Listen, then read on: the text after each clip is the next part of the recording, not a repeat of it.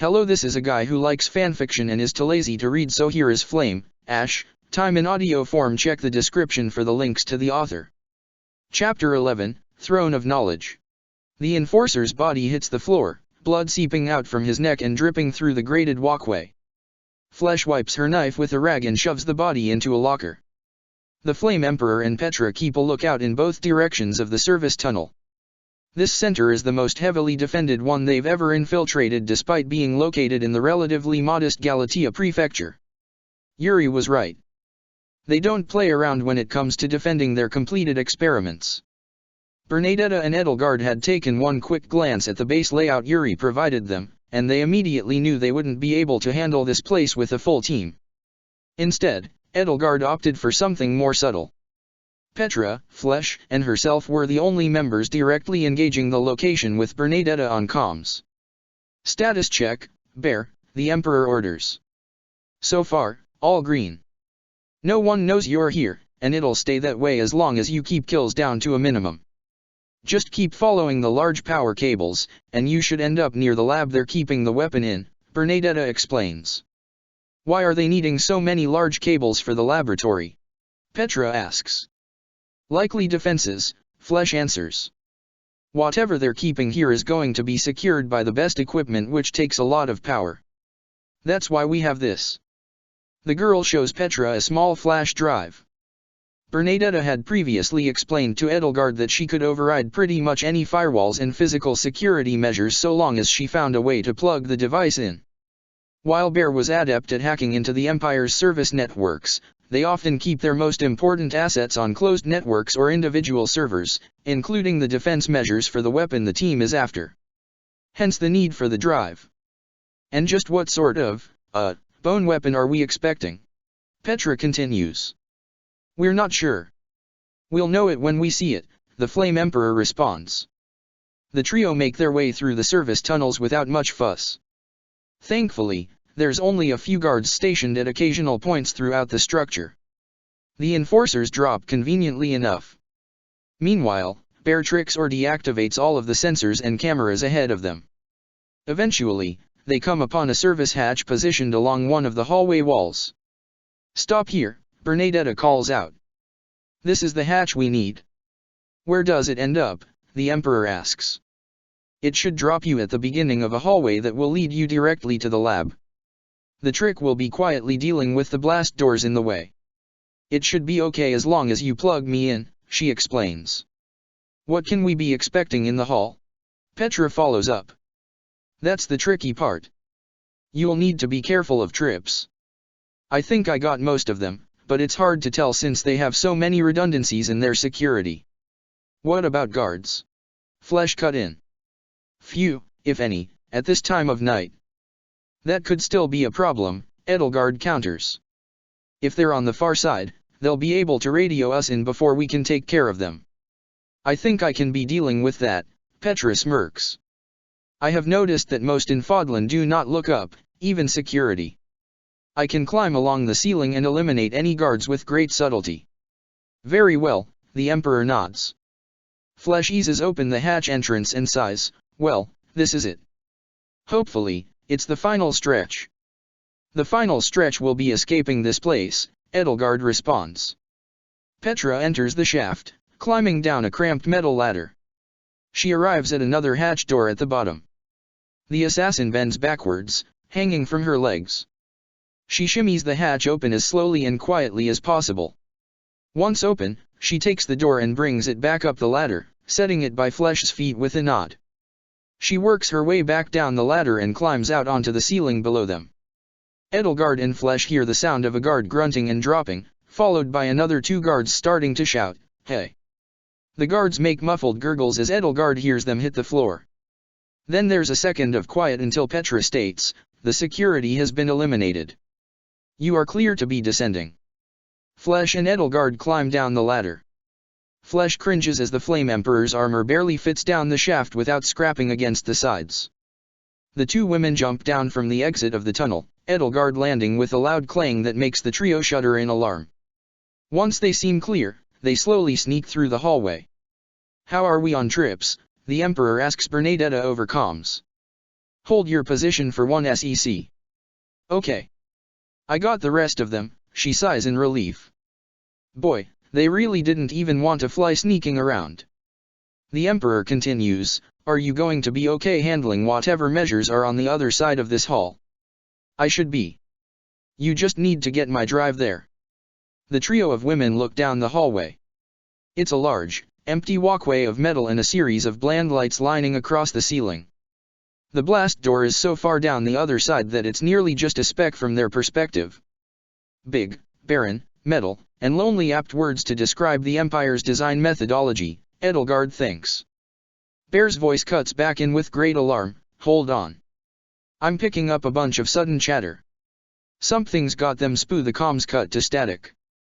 The Flame Emperor stops the team, Bear. Respond. Have we been made? Alarms scream up and down the hallways causing the trio to startle. Damn it. Flesh screams. What the hell happened? What did we trip? To the surprise of the women, the building rumbles a bit. An earthquake? Petra questions. The building rumbles again. Then again, the slightest bit more violently. Explosions, the Emperor states. Is someone attacking this facility, now of all times? The lights above them begin to flicker. At first, they blink on and off. Then the red emergency lights start trying to come in, only to start failing as well. The lights flicker between pale yellow light, red, and darkness with random, rapid flashes. The sounding alarms simultaneously begin dying with a horrific wail. Once the alarms are silenced, they can hear the faint pops of gunshots and booms as the rumbling continues. Then the lights finally die out completely. The trio sets on the night vision in their masks. Flesh shakes violently with fear. Neither she nor Petra know of the rumors behind this demonic phenomenon. But Edelgard does. Damn it. Why here? Why now? We're so close. The Flame Emperor turns to her compatriots, you two need to leave. Now. What? Flesh turns to her, why? Right now. The mechanical muscles of my suit can increase my sprinting speed well beyond what you can do. I'm the only one fast enough to finish our mission. But only if you two leave. Otherwise, you're a liability. You want us to leave you? Flesh screams. The Emperor points back to the hatch, the situation's changed. We can no longer afford to worry about security. Just run. I'll meet you when I'm done. But Petra grabs Flesh's arm and pulls her back to the hatch, we have been ordered to retreat. Edelgard sprints down the hall at full speed. Her boots leave impressions in the metal floor as her muscles ache. Unholy flickering lights. The telltale sign of an attack by the Ashen Demon. Sweat beads at her brow as she continues running. Every legend about the demon made one thing abundantly clear, do not engage. They attacked Imperial locations for reasons unknown, leaving behind piles of bodies. It didn't matter if they were enforcers or whole teams of mercs. All that was ever left were eviscerated or crumpled bodies. Even whole squads made up of the Titaness were recovered as nothing more than mangled hunks of wreckage. Over the years, stories from Fodlan's underworld made it increasingly apparent, no matter what anyone threw at the Ashen Demon, they chewed it up and spit it out. Edelgard isn't wont to believe in tales of the bogeyman, but the Empire bends over backwards to cover up the Ashen Demon's attacks from the public. They don't even have a bounty posted for them, despite their threat level. Her lungs burn as she closes in on the blast door to the lab. The explosions and gunfire have gotten much louder, suggesting that the demon is only a floor or two below her now.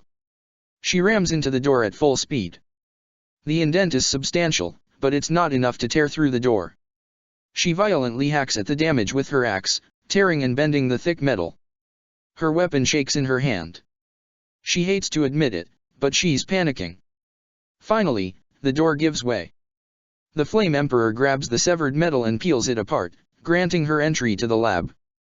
Edelgard, I can't let you take those crest stones.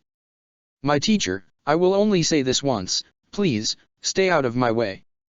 The mysterious woman now looks heartbroken with her weapon drawn, a simple iron sword. Edelgard shakes down to her core. If you take those crest stones, those other people will use them to make demonic beasts. Are you really okay with them turning more people into weapons? After everything you told me that they did to you, the woman shouts, dodging a strike from Edelgard. Edelgard tries to follow up with another attack only for the woman to dodge again. Of course I don't condone it. But you've seen the Fodlan that the church has created. I've been left with little recourse, tremendous power is necessary to change the world. And I do not have the luxury of choosing my resources. Edelgard roars as she swings for the woman a third time. She knows she can't win this fight. Her teacher is dodging everything and hasn't bothered to fight back yet. Even so, the Emperor continues, in this world, both sides lie and abuse the power of crests. I have to use everything at my disposal to tear that system down, even if it means using some of those same methods. Another one of her attacks is blocked by the woman. I don't have a choice. I'm sorry that it's come to this, my teacher. I don't want to fight you, and I can't let you have those crest stones. But I promise, I'll show you another way. Their fight focuses in and out of Edelgard's vision. Her perspective on passing time muddies itself as she can hear the voices of her siblings and classmates echo in the back of her mind. Suddenly, she's before a woman in white. She knows this is a demi-goddess, an ancient entity who now stands before her, eyes wide with near incoherent rage. Kill Edelgard at once, the woman demands. I will not, she hears her teacher speak. Her melodious voice continues in defiance, all these battles have been the product of the world created by your crests. You even tried to sacrifice me just now. I know about that, you wanted to replace my soul with the goddess. And now you're telling me to kill one of my own students? It's the same as when you executed all those other people after we'd already beaten them. You're a callous liar, without mercy. And I won't be your pawn anymore. Her focus blurs again. She hears the woman in white screaming in rage. Suddenly, there's the same dragon from an earlier vision. Her classmates run from the great creature. Hubert is there for some reason. Now grow up. He takes them away in a strange flash of red light. The last thing she hears is her teacher murmuring, I told you there was a better way. You have my power to use against the church now. Please don't use those horrible beasts. The Flame Emperor's heart stops. The lab lies in tatters, torn to shreds by an inhuman entity. The Ashen Demon holds the experimental weapon. They stand stock still in the center of the room. For all the rumors Edelgard has heard about them, she's surprised to find that their armor is slim, possessing no muscular enhancements. Their dark gloved hand clutches onto a long metal haft. The blade of the lance is the only section made of the mysterious bone-like material. One of those red stones is centered in the round base of the blade. The weapon almost looks medieval, she observes. The Ashen Demon turns to face her, she instinctively grasps her axe, though she knows a fight is futile. You're the Flame Emperor, their distorted voice notes. They almost sound surprised. Though, it might be bad news if the Ashen Demon is aware of my reputation. The demon continues, Edelgard von Hresvelg. How curious. At the sound of her true name, the Flame Emperor begins to wonder if she can outrun the demon. Whatever they are, they're clearly well equipped in both knowledge and power. The demon walks up to her slowly, I didn't expect to find you here. I imagine you'll make better use of these in the future than me. They hand the Emperor the lance as well as a data drive, no doubt ripped from the now destroyed computer. Edelgard hesitantly takes the items, more out of a fear of incurring their wrath, rather than gratitude. She cautiously asks, why are you giving these to me? Didn't you intend to take them for yourself? The demon cocks their head, do you believe in hell? What? What does that mean? As in Alel, the Valley of Torment. I'm not talking about a simple volcanic region full of tall tales, they shake their head. I'm talking about real hell. The kind in which adults abuse their authority, cutting a child open and placing tremendous power inside her. What are you talking about? The Emperor asks, voice shaking. My power alone is insufficient, I can't do all that I must on my own. It's not enough to simply tear down the system. One needs to replace it with something better. Otherwise, the world will collapse into chaos. The Flame Emperor tightly holds her weapon, indenting it with her fingers, and why is the so-called Ashen Demon so concerned with the well-being of the world? Or with me, for that matter? The demon pauses, then says, "This world needs your ambition." Then the figure casually walks out of a large tear in the far wall. What the hell was that about? Bernadetta's voice suddenly returns, startling the Emperor. "Your feed's back." "Oh, thank the goddess. Are you okay?" Before she can respond, the voices of Petra and Flesh cut in, talking over each other. She interrupts them with a simple, "I'm fine. I have the weapon," she continues. Talk about a miracle, Bernadetta sighs. "There's more. Bear, I want you to dig up everything you can on the Ashen Demon." What? The girl stammers. "Why? What happened?" "That's what I'm hoping to find out," the Emperor states. "Alright, then." Once Bernadetta's off comms, Edelgard calls Yuri through her helmet's interface. After a few rings, he picks up. Well, it's a little late, Mr. and or Ms. Flame Emperor, even for me," he dramatically yawns. "Please tell me this means you have the new toy our people agreed upon." "I've retrieved it. But there's more." "Oh, goody," he sighs. "I want you to find every bit of legitimate information you can on the Ashen Demon." "You what?" he startles, now fully awake. "We had an encounter.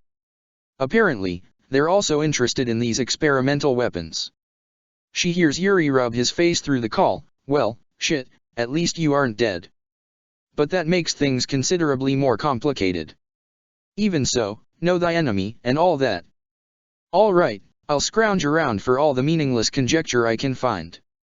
Just make sure you share your data on the weapon." He hangs up, leaving her to focus on escaping the devastated facility.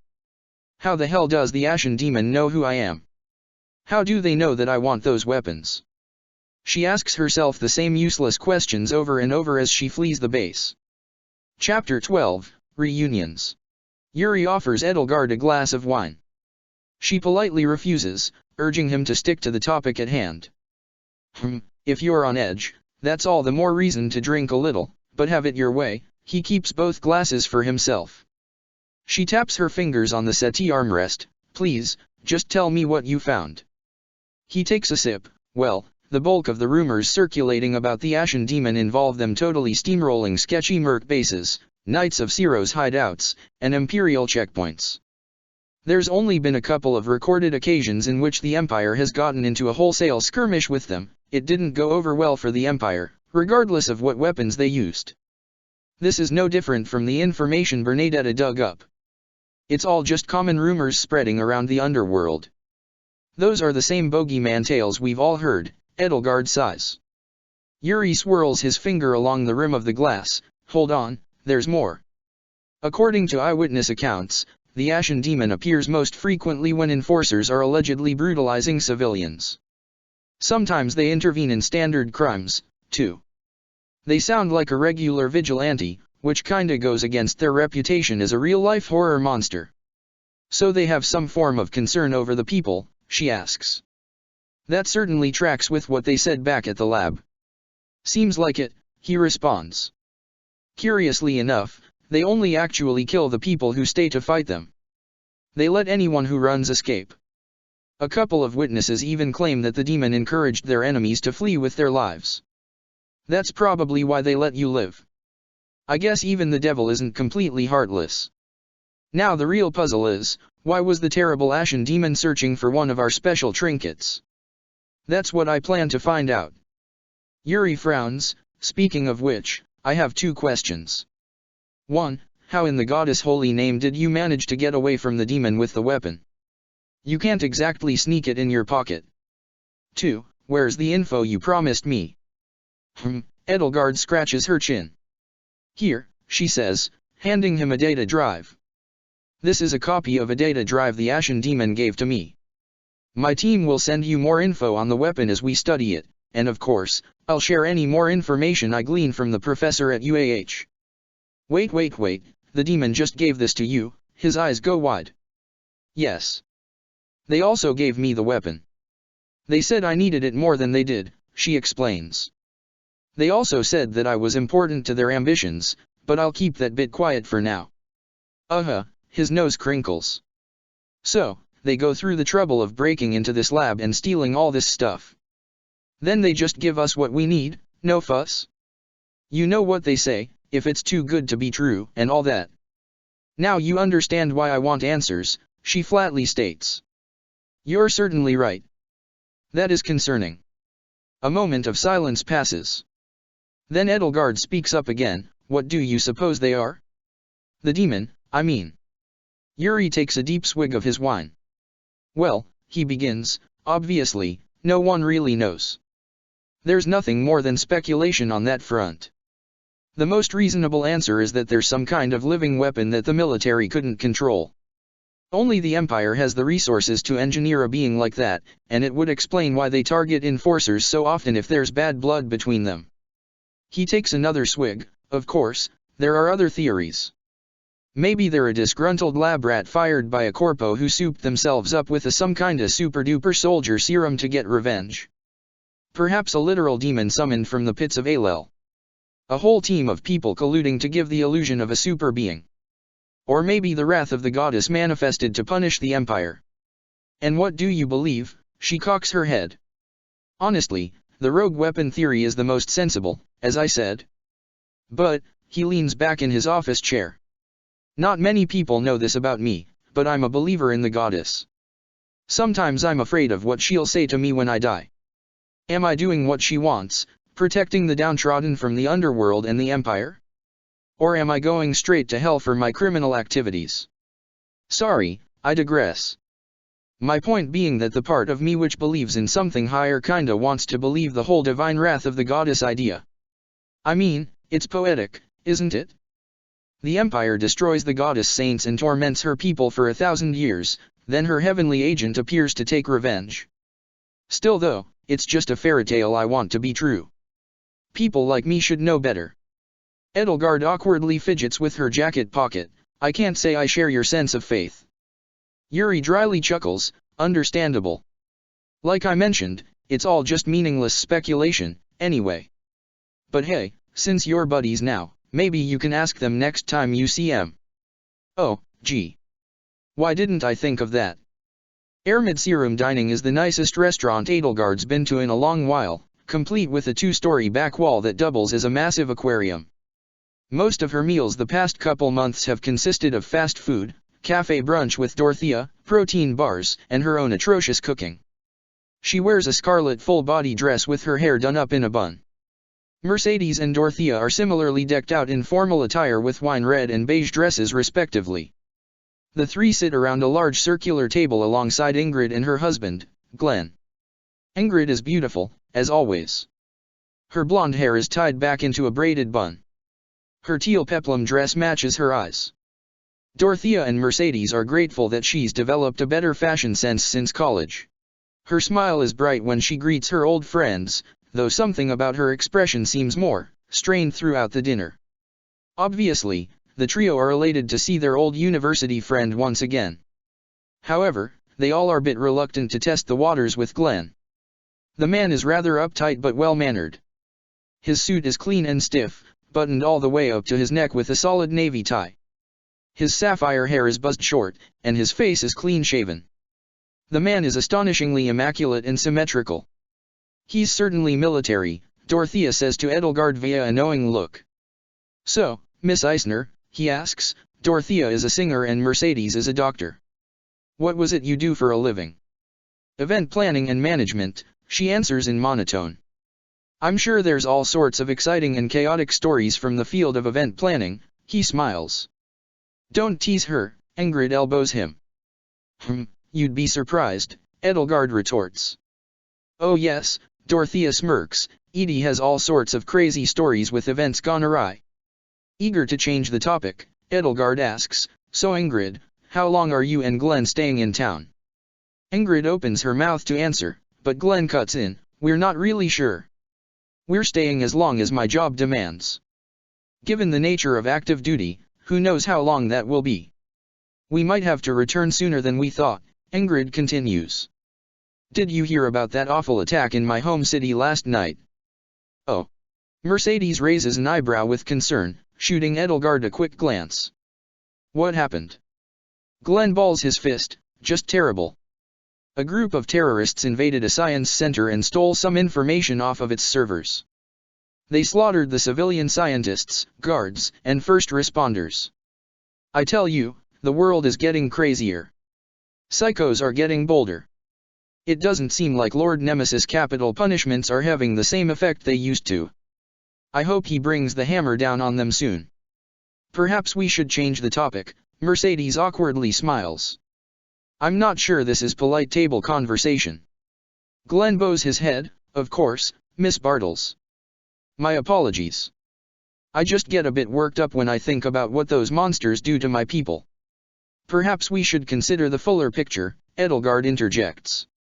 Oh no, Dorothea mumbles under her breath. Regardless of which groups attack, everyone, even those who are non-violent, who opposes the Empire's methods are often labeled as terrorists or disruptors, Edelgard says. Miss Eisner, with all due respect, they are terrorists. They butcher Imperials left and right. Good military men who are trained to keep the peace, nothing else, and these anarchists are the aggressors in every one of the attacks. I know you want to treat them as people, products of their environment, and all that, but the truth is they're cold-blooded killers. Just look at the data, it's easy enough to find online. Oh? And what of all the reports of enforcers wrongfully profiling and brutalizing suspects? What about the rumors of dark weapons being engineered by the Empire? One could also argue that the Empire often overreaches in its protection of people, stripping away the rights of the civilians they're supposed to be safeguarding. Edelgard raises an eyebrow. Edie, please, Dorothea tries to interrupt. You said it yourself, it's all rumors. Well, conspiracy theories, more like. The Empire only fights back against those resisting arrest. Anything the lower class says about violation of personal rights is just them misunderstanding how the Empire keeps them safe. Or worse, it's them not wanting to take responsibility for their own actions. Society is to blame, not me, and so on. The lower class? Anyway, surely they're not all guilty, given how ridiculously often the Empire cracks down on people quite violently. Glenn rubs his face. Miss Eisner, I assure you that the Empire's internal military affairs investigate each and every report of abuse of power. If enforcers were ever actually guilty, which is a rarity I might add, it would be handled by internal teams. That's a load of self-excusing, self-aggrandizing horseshit, Edelgard thinks. She opens her mouth to point out the conflict of interest and lack of outside accountability, but Ingrid cuts her off. Okay. We're done with that conversation, the blonde frowns. Of course, Glenn chuckles. I simply find correcting these misconceptions to be quite invigorating. You know, Miss Eisner, you remind me a lot of my younger brother, Felix. He's a good-hearted young man. He just has similarly misplaced and reckless cynicism, much like yourself. Once you both see more of the world as I have, you'll understand. How careless of me, Edelgard wryly responds. Dorothea interrupts, anyway, Ingrid. A little birdie told me you recently got a new Pegasus stable. Oh yes. Ingrid grins. Our last one was getting a bit cramped, but luckily Glenn's family was able to afford us a much larger one. All the Pegasi seem to love it so far. I guess being married to the lieutenant governor's son pays. Dorothea chuckles. Ingrid nods. I suppose it does, yes.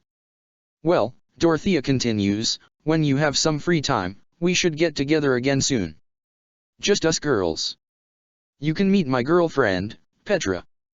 That sounds lovely, Ingrid smiles. Girlfriend? You mean like another one of your female friends? From work? Glenn asks. No, I mean like the woman I'm dating, the songstress responds flatly. Glenn gives her a strange look, but Ingrid tugs his sleeve, murmuring, behave. Oh, Ingrid. Mercedes awkwardly pipes up with a smile. When can we expect some little ones from you and Glenn? Hopefully, soon, Glenn returns Mercedes' smile. The matter of children is something we've actually yet to settle. Ingrid tries to keep a straight face, but Edelgard notices the slight downward twitch of her mouth. Don't worry, Miss Bartles. I'll convince her soon enough, Glenn winks. The tension of their get-together increases and decreases all night as they talk. Edelgard avoids any more debates for the sake of not drawing too much suspicion upon herself. Instead, she picks at her fancy fish. Mercedes and Glenn press Ingrid on hypothetical children. Dorothea talks with Ingrid about Pegasi and Petra. The singer neglects to mention that Petra is the Brigid princess, not wanting to hear Glenn moralize about what happened to her family. Dorothea and Mercedes both try to question Glenn about his younger brother, but he deflects the topic with vague statements that discreetly belittle Felix. Edelgard already feels bad for the younger brother. The awkwardness of the previous night hangs over Edelgard as she wanders across campus. Unfortunately, the Empire is full of people like Glenn who uncompromisingly buy everything the Empire sold to them. Still, her nerves dissipate as she breathes in the old uni air. Between seeing Ingrid again and visiting UAH for the first time since she graduated, Edelgard feels a wave of nostalgia wash over her. She can almost forget about her life as the Flame Emperor. Almost. She still has to fulfill her objective. Professor Hanneman is perhaps the brightest mind she's ever known regarding the subject of the Empire's history. Though most people would be scared to press anyone for the truth behind the Empire, she trusts that he'll tell her what she needs to know. Throughout her time in his classes, she slowly gained the impression that he had his own gripes with the Empire, not that he would ever dare to speak against them aloud. She wasn't sure what made him so distrustful of Nemesis authority, but she's sure she can work it in her favor. Edelgard eagerly strolls up to the uni's namesake, the Heritage Center. The front entrance is an archaic set of wooden doors, and the building itself is brick. It's likely meant to give students the impression of a classically academic atmosphere. She walks down the halls, taking in familiar scents as old memories hit her. That staircase is where I first bumped into Ingrid. That office is where Dorothea and I filed to be roommates again for our sophomore year. Mercedes threw up on that bus the one time Dorothea convinced her to go out drinking. She approaches one of the front offices. A friendly middle-aged woman with a Deborah name tag greets her. "What can I help you with, honey?" "Hello, I'm here to see Professor Hanneman Essa. Do you know what times he'll be available today?" "My name is Edelgard Eisner, I'm one of his old students." The woman shakes her head apologetically. "Oh, I'm so sorry, honey. Professor Essa retired about a year and a half ago. Is there anyone else who could help you? Maybe the new history professor? She's veritable genius, you know." "Crap. Of course he did." Edelgard's brow furrows. "Well, where's the new professor's office? I'll go see if she can help me. If not, do you mind if I come back here to ask you for a number or email address by which I could contact Professor Essa?" "Sure thing, honey. She's set up in Dr. S's old office. Do you remember where that is?" "Yes, thank you," Edelgard nods. She climbs a carpeted stairway up one floor. She takes the hallway on the left. She passes two offices. Then it's the room on my left. The nostalgia of finding Hanneman's office from her earliest days on campus hits her. Yet, she has her doubts about the new blood, even if they really are a genius. She knocks on the office door. A sweet voice answers, "Come in." Edelgard does as instructed, entering the office, then receiving a stark surprise. She never knew that simply looking at something could knock the wind out of a person. The woman is reading through some papers while pacing. Her heels, stockings, and short skirt are all black. Her dark gray V-neck sweater flatters her curves. Underneath, she wears a white button-up with the sleeves rolled. She looks away from her papers, taking off her red-framed glasses, folding them up, and tucking them into the angled crook of her sweater's collar. Her midnight cyan hair is surprisingly disheveled for a professor at Fodlan's most prestigious university. She is quite literally the woman of Edelgard's dreams. "How is this possible?" "May I help you?" the woman asks. Why yes. I am in need of a history expert," Edelgard stammers. "Well, you've come to the right person," she grins. "May I ask with whom I have the privilege of speaking?" "All right. Of course. My name is Edelgard Eisner. I'm an old student of Professor S's." How curious. My name is Byleth Eisner." "Byleth.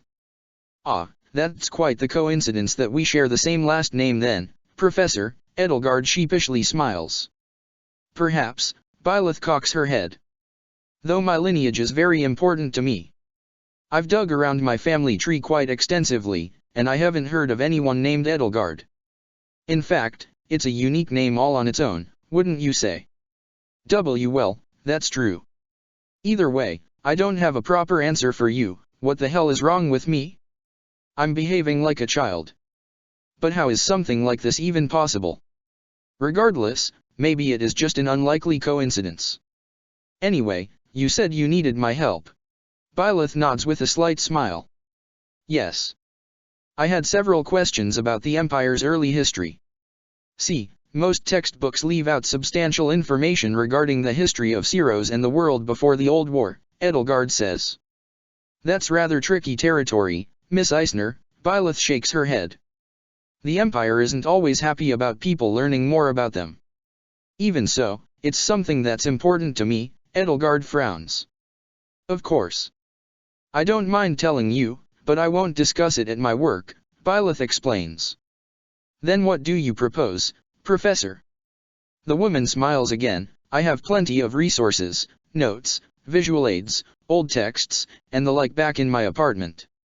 I'd be happy to organize a meet with you there, lest the wrong person hear us and assume that I'm explaining something illegal. Though, be warned. There's a lot to discuss. Edelgard blushes at the invitation, and you aren't scared to tell me these things. No, Miss Eisner. I don't have enough loyalty to the Empire to keep all their secrets, I'm afraid. She actually smirks. Well then, Professor, I agree.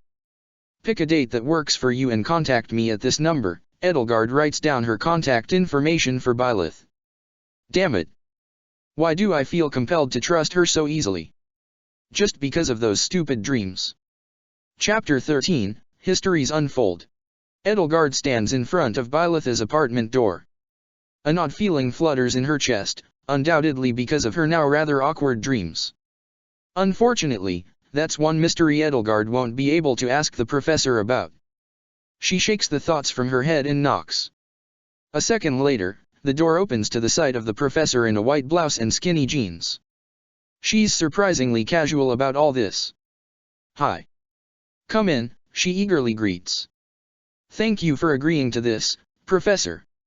I know it can be risky, Edelgard says as she passes through the doorway. I don't mind at all. And please, you're not one of my students. You can just call me Byleth, she smiles. All right, Byleth. For some reason, seeing Byleth so emotive triggers an odd sense of bittersweetness in Edelgard. It's as though the woman is embracing something Edelgard feels was kept from her. Her musings disappear from her mind when she sees Byleth's apartment. It's a nice place, almost antique. Most of the furnishings are wood. Random decor evokes various historical periods throughout Fodlan. A medieval suit of armor. Bookcases full of old encyclopedias and history volumes. A rapier mounted on the wall. Is that a painting of a dragon? The images of a white dragon Edelgard recognizes from her dreams. The Immaculate One. She continues scanning the room, noting that Byleth also has enough houseplants to give Bernadetta a run for her money. The aroma of onions and pasta draw Edelgard's attention to Byleth's kitchen. Did you make something? She asks a bit shocked. Yes. I just finished, actually.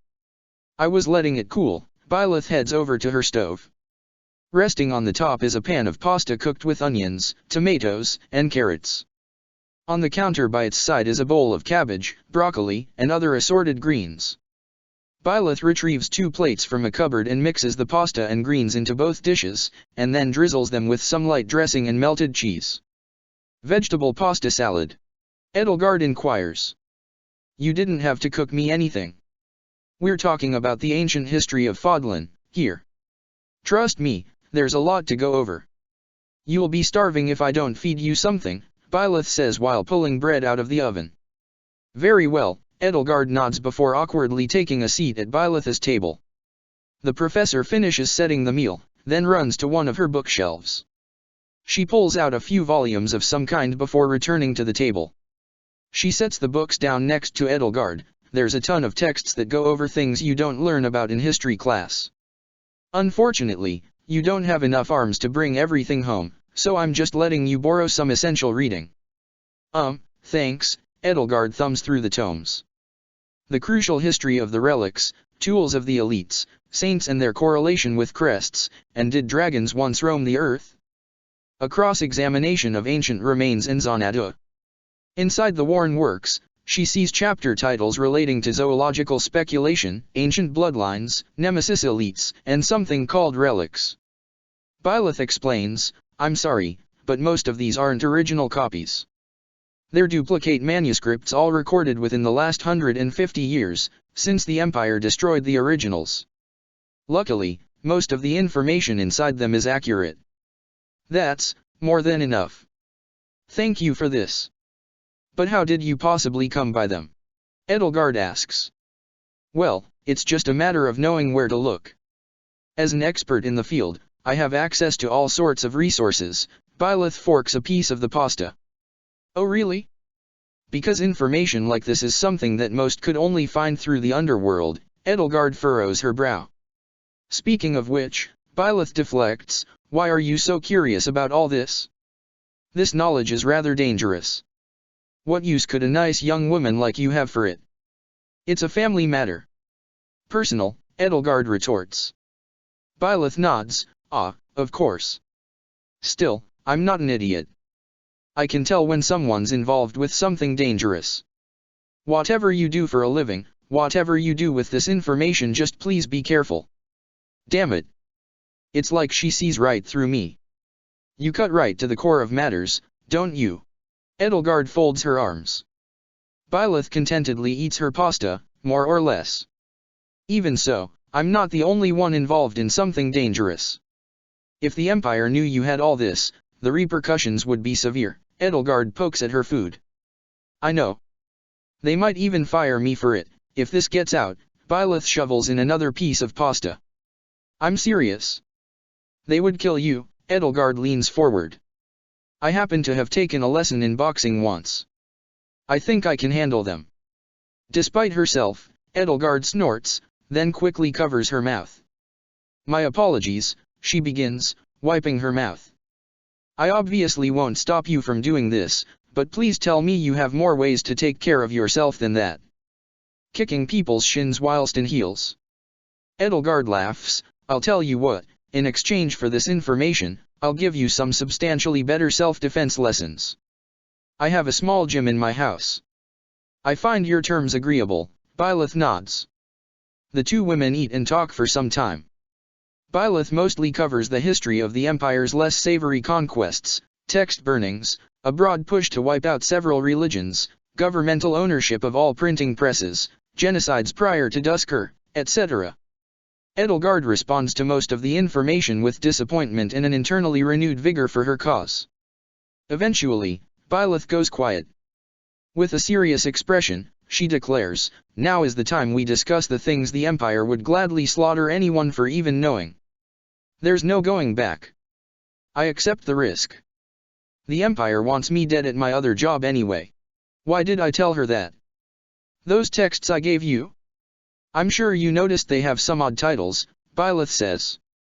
Yes, I didn't want to be rude, but dragons. Edelgard huffs. Yes. Dragons.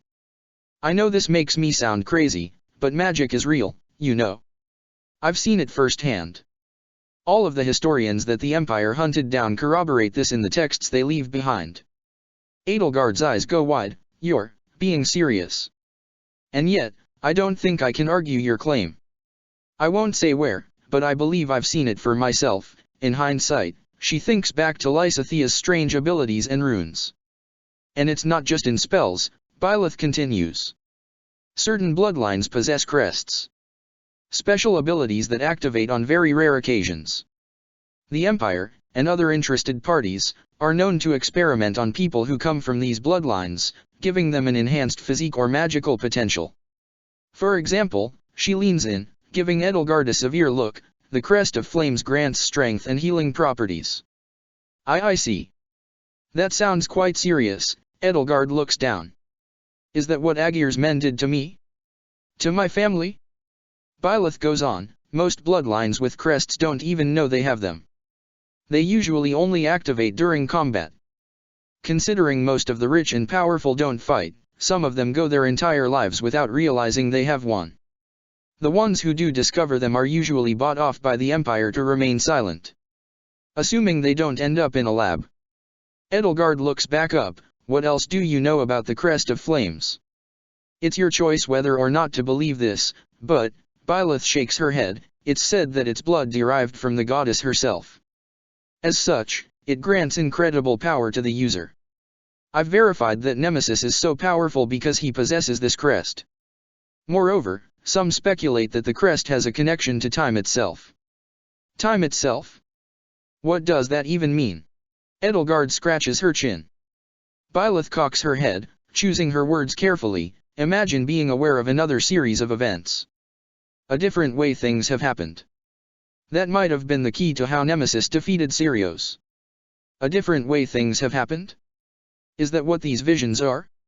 Is that why I'm seeing people before I meet them?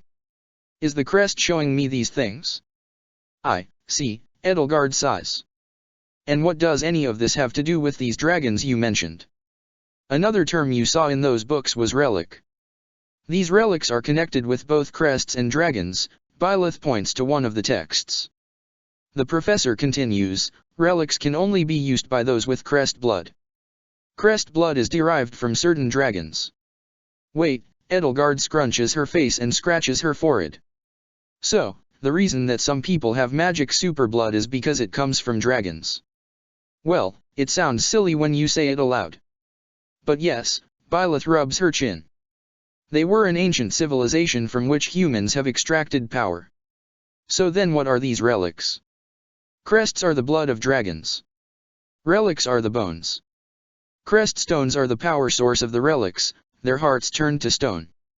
They're essentially an assortment of ancient weapons crafted from the remains of the dragons, Byleth explains. Bones? As in the bone weapons with strange power sources we've been finding? And what would happen to be the name of this dragon civilization? Edelgard asks, somewhat alarmed. Nabatea. Edelgard feels herself sweating. What happened to them? If they were that powerful, then how could they just disappear? They went to war with another powerful civilization called Agartha. They had technologies that were advanced well beyond what primitive humans could make at the time. They also had strange dark magics. To oversimplify a very long story, they destroyed Nabatea while the goddess was slumbering. They used her remains to turn a simple barbarian into a living weapon. You mean Nemesis? Edelgard seethes. Yes, Byleth hums. With his power, the Agarthans all but wiped out the Nabateans, using some of their remains to make more relics and crest lines. It was essentially a Titanomachy, a war to determine who would be humanity's gods. And where are the Agarthans now? Edelgard asks. In charge. They're the ones behind Nemesis, all the Empire's experiments, the jumpstart to humanity's advancements in technology, and so on. They're basically the cultural embodiment of spooky conspiracy theories. The cult to end all cults. How the hell do you know all this? Edelgard glares at Byleth. It sounds like this all goes well beyond a history teacher's pay grade. Byleth looks down, a bit saddened. I mentioned that there were other parties who experimented on people besides the Empire. The Knights of Sirios are one such group. They seek to bring about divine retribution by exploiting these hidden powers in various ways. When I was little, they took me. I spent my childhood with 11 other people they used for their own experiments. I'm sorry. I didn't know, Edelgard says. Byleth stands and begins to clear the table. Well, in the end they messed with a power they didn't understand. Now, the sect that took me is dead. As are the 11 others I was with. And what of your family? Wasn't there anyone you could go back to? Edelgard touches Byleth's arm as she takes her plate. My mother died during my birth. I don't know where my father is. You have my condolences. Absolutely no one should be forced to suffer through such atrocities. Edelgard clenches her fist. Byleth faintly smiles as she takes the plates over to her sink, and that's the story of why I'm so invested in my family tree. And why I got into history. Anyway, we still have to get through dessert. Goddess, you made more? Edelgard rubs her temple. I made quite a bit, actually. I hope you like Sigurd and Cream. Edelgard gently sets the books down on Yuri's desk. Oh great, reading material that looks like it'll disintegrate if I stare at it too long, he sighs. I thought you'd be more grateful, Edelgard replies in her lightly synthesized voice. Some speculative fiction is all you managed to get from the professor, he sneers, glancing at the titles of the books. It's all true. I had a long talk with her. I've seen magic firsthand in my mission with Claude. Those weapons? They're relics made from the bones and magic of dragons, she explains without pause.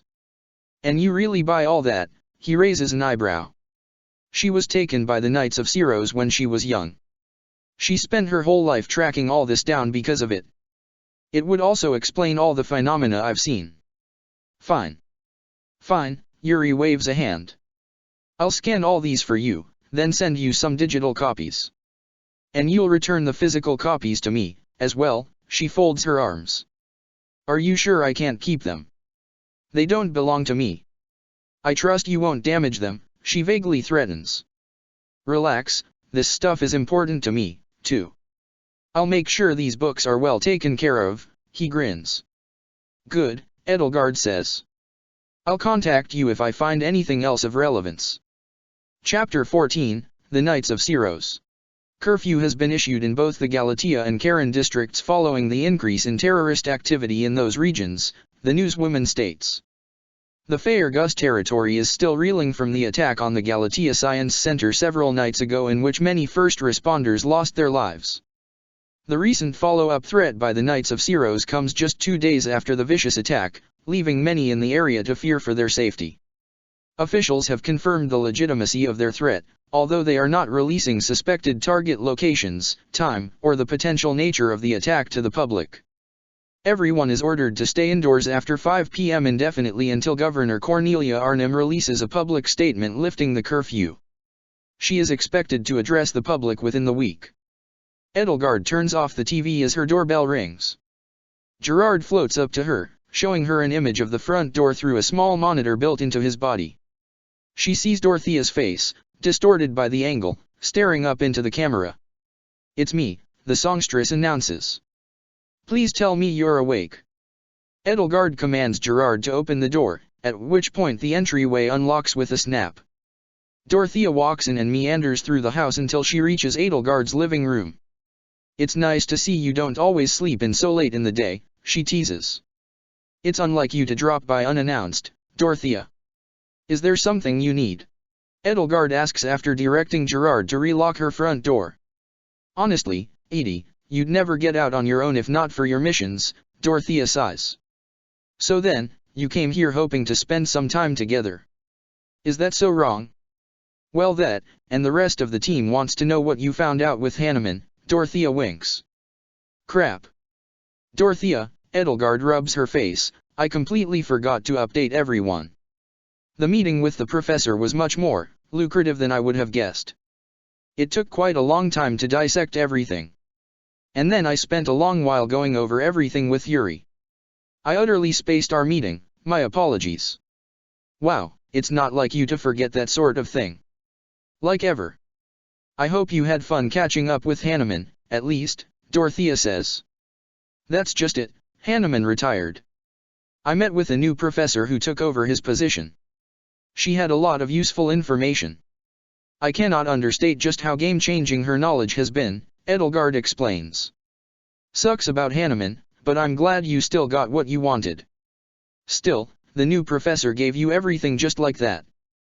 Edelgard frowns. I won't give up any of her personal details, but suffice it to say she isn't fond of either the Empire or the Knights of Syros. I see. So, what all did you uncover? Dorothea asks as she makes her way to Edelgard's refrigerator.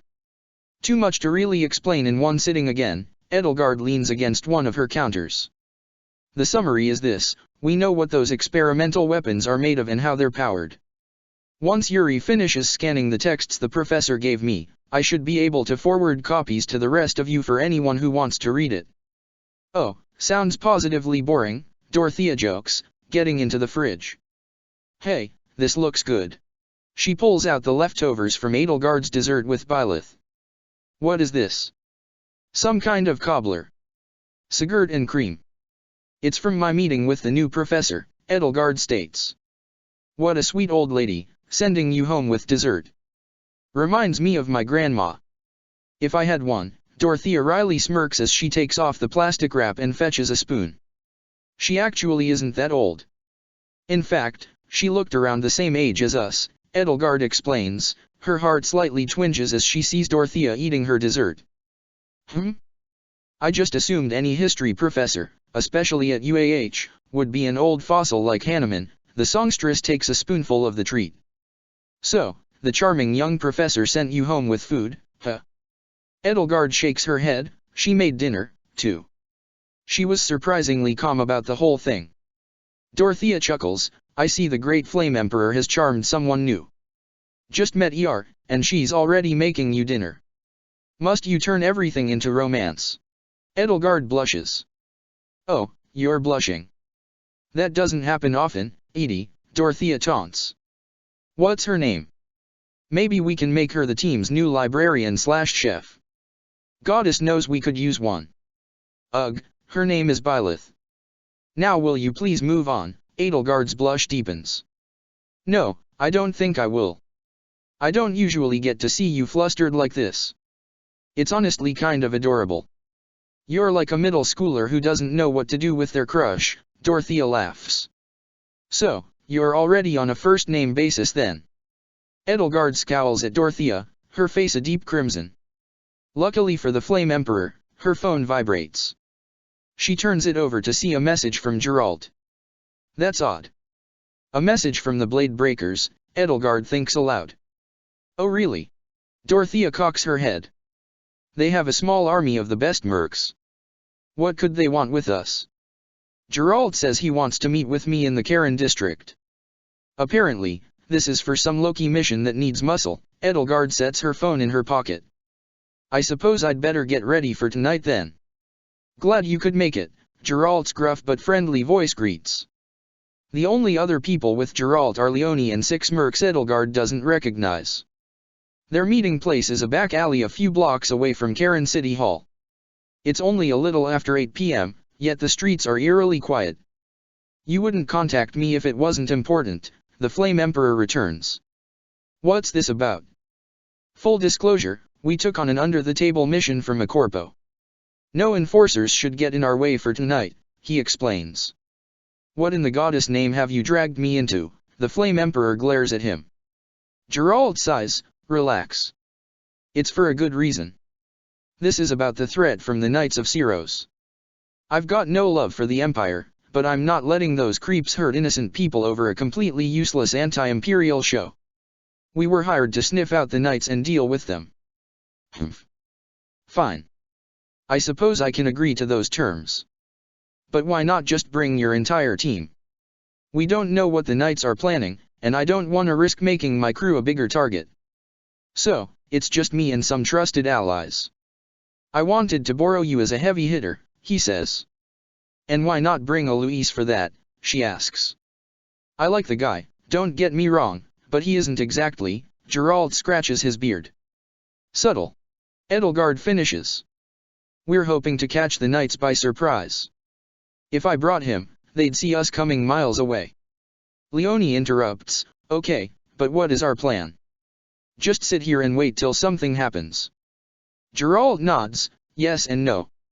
They're likely to try blowing up the city hall, thinking that'll actually do something to the Empire. I mean, it might slow them down for a day or two, but otherwise, it's just useless slaughter. But why? Leonie asks. Most town halls close at like 4 or 5 in the afternoon. Ostensibly, Geralt shakes his head. A lot of closed-door meetings happen after hours. That's when they decide on the stuff like we saw at Gloucester. Things they don't want to risk the public walking in on. And now we have to protect one such meeting, the Emperor huffs. That's disturbingly ironic. Yeah, I know, Geralt sighs. But the Knights' methods of dealing with them will probably leave a city block or 3 leveled. I've got movement, a merc named Jets disrupts with a shout whisper. Geralt takes a visor from him. Through it, he sees a small band dressed in black and silver body armor fiddling with a device next to a small complex a few buildings down. Bombs, he grunts. Of course it's bombs. Don't know why I hoped for something easier. The Emperor responds, which means we need to fan out and find all the devices. I don't think we'll need to worry about too many.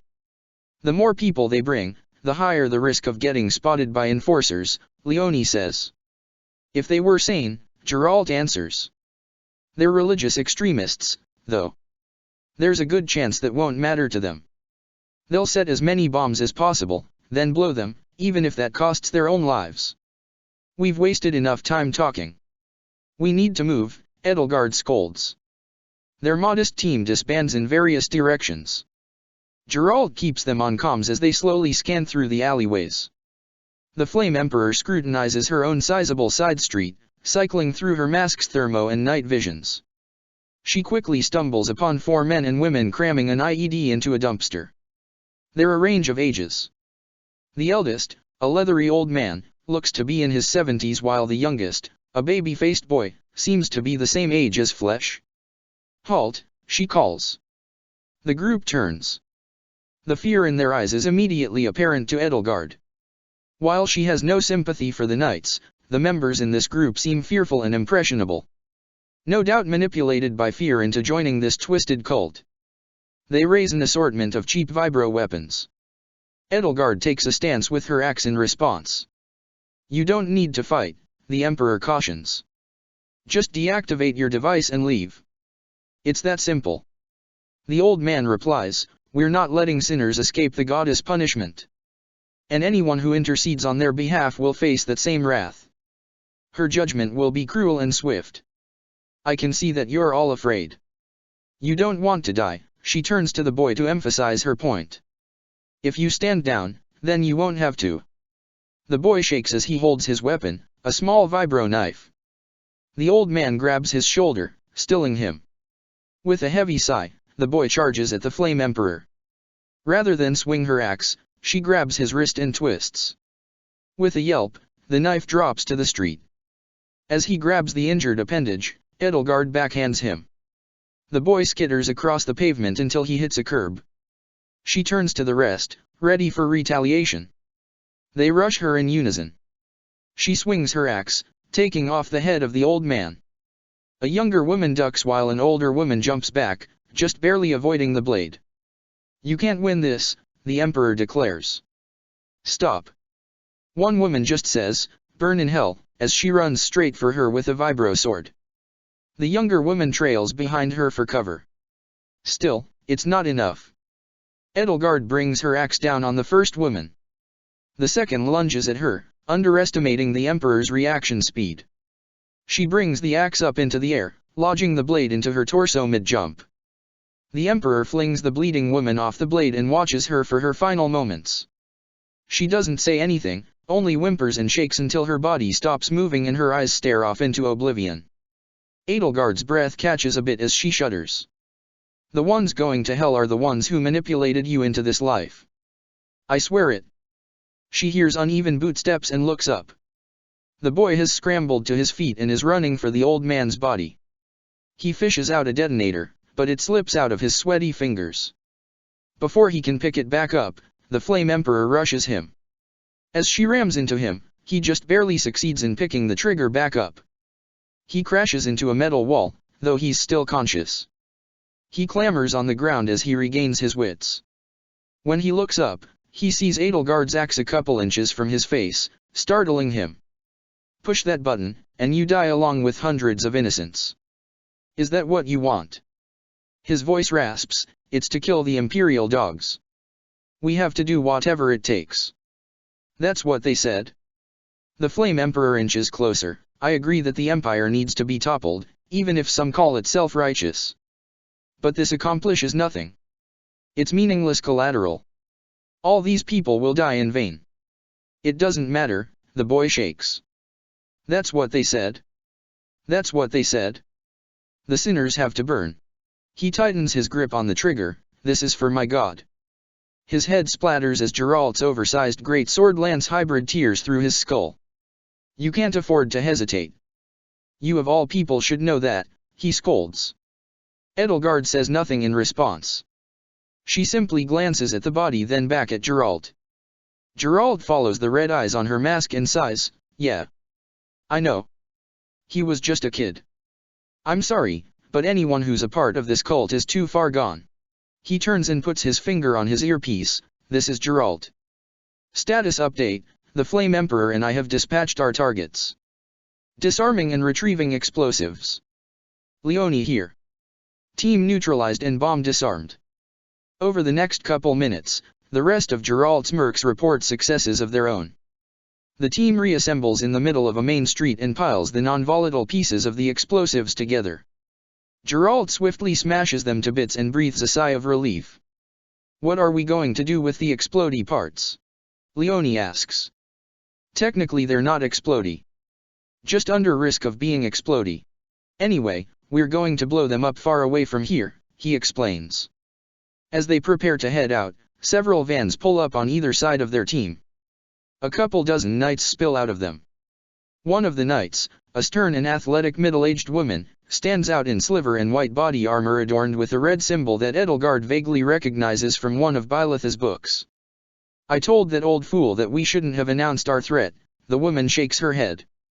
It's a good thing I came up with a plan B. She turns to her followers, first, slaughter the interceders. Then we invade City Hall. Kill every last one of those greedy politicians and any other sinner you see.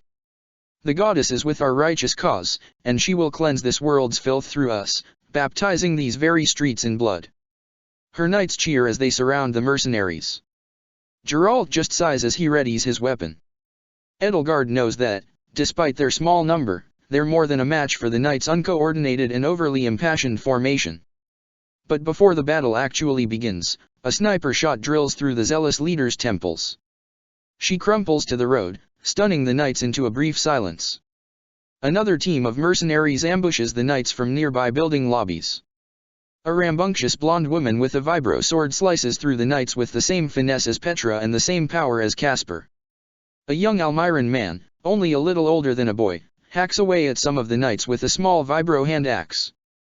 Alongside them, mercs just as boisterous as Geralt's crew dismantle the knights. Edelgard traces the shots from the knights falling to sniper fire.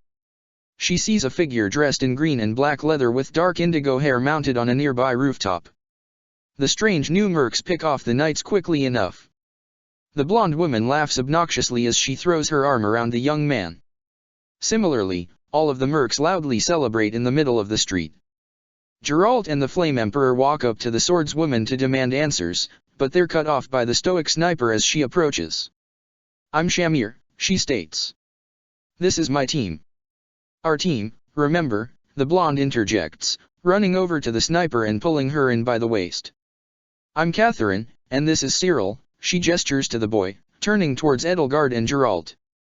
Oh, I've heard of your crew, Geralt's face lights up as he seems to remember them. Why are you here? Got a contract, is all Shamir says. From who? Leonie asks. We were already hired for this mission. Ah, there's my lovely heroes. A deep and sultry voice cuts in from the direction of City Hall's entrance. The Flame Emperor follows the voice to its source. A tall woman with peach-colored hair stands confidently, looking down from the stairs above them. She wears a flashy red business dress with a plunging neckline which draws attention to her ludicrous hourglass figure. Surrounding her are dozens of Imperial enforcers. Cornelia, the Flame Emperor mutters to herself as she glares towards the audacious woman. Chapter 15, Dwindling Recourse. My, isn't this quite the get-together? Cornelia scoffs. The governor, guarded by her enforcers, saunters up to Geralt and the Flame Emperor. This little mission worked out very conveniently, wouldn't you say, handsome? She scratches Geralt's beard. The man twists his head away. What do you want, Cornelia? Her face vaguely contorts for the briefest moment, but she maintains a smile. I didn't expect such an experienced man to be so rude. Surely, we can come to an understanding. We don't waste time with your kind, the Flame Emperor interrupts. The nostrils of Cornelia's nose flare, belying her grin. Oh, but I haven't even made my offer.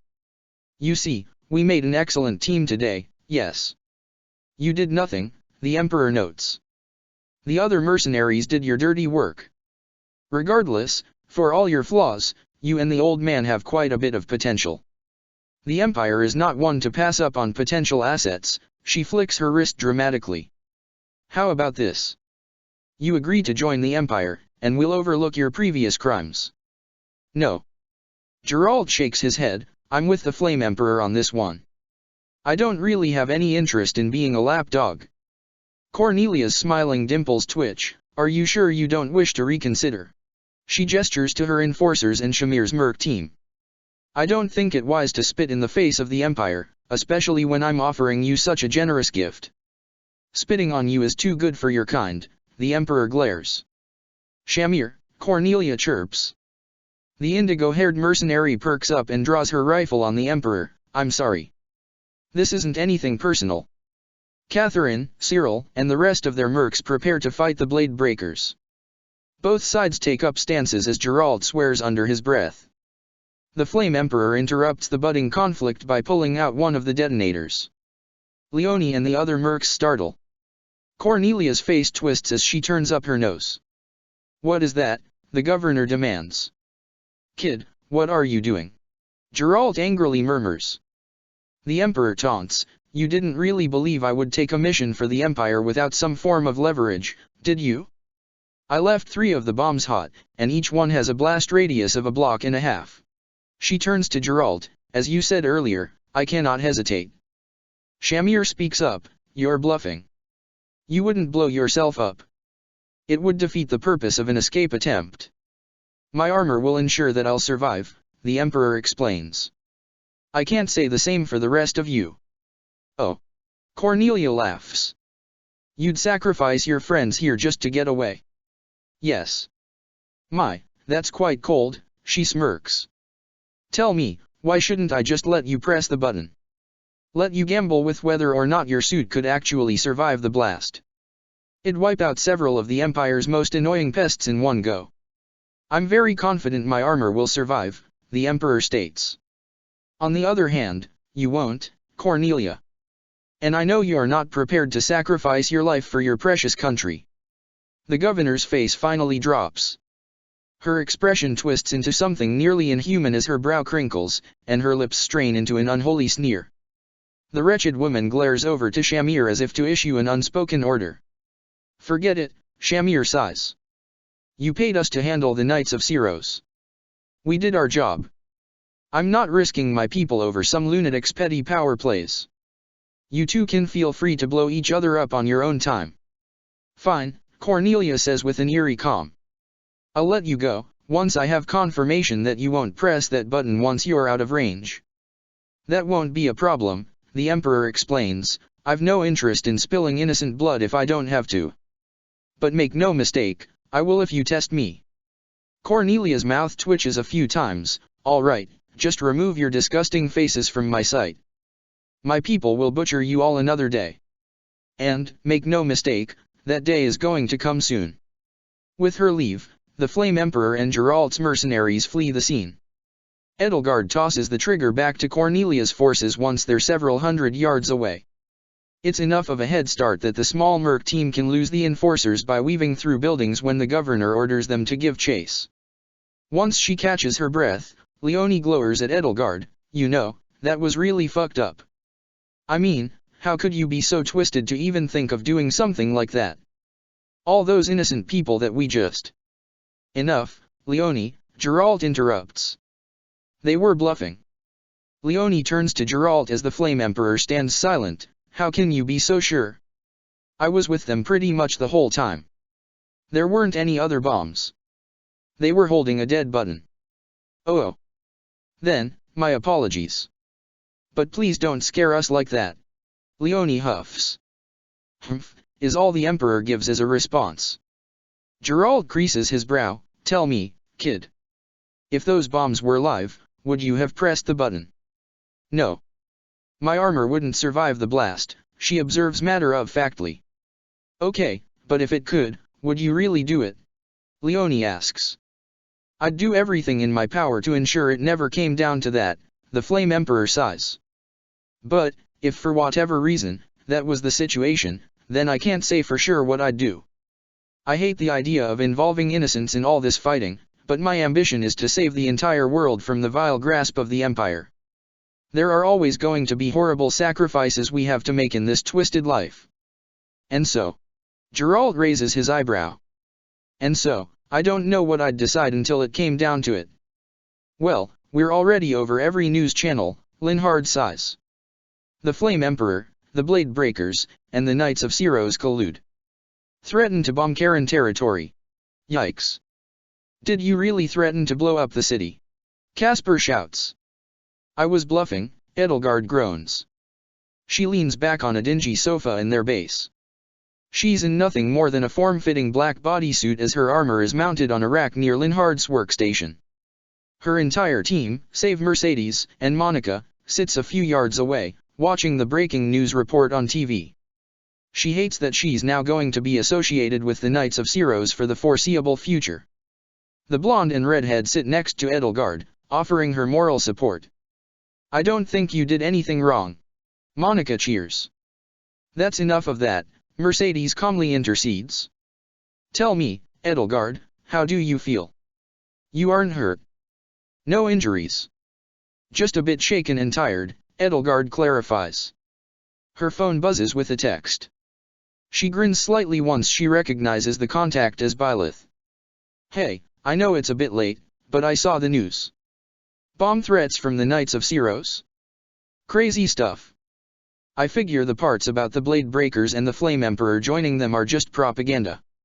Anyway, I hope you're doing okay. I know you have a friend that lives near that region. Call or text if you need anything. Edelgard, smiling, responds with a quick and generic text. Monica studies her. Is that the new professor Miss Dorothea was talking about? The redhead asks. Yes. She's been very helpful, Edelgard answers. You know, Miss Dorothea said she was your girlfriend, but I think she was just teasing. Yes, Monica, Edelgard chuckles, she was just teasing. I only just met the professor. All right.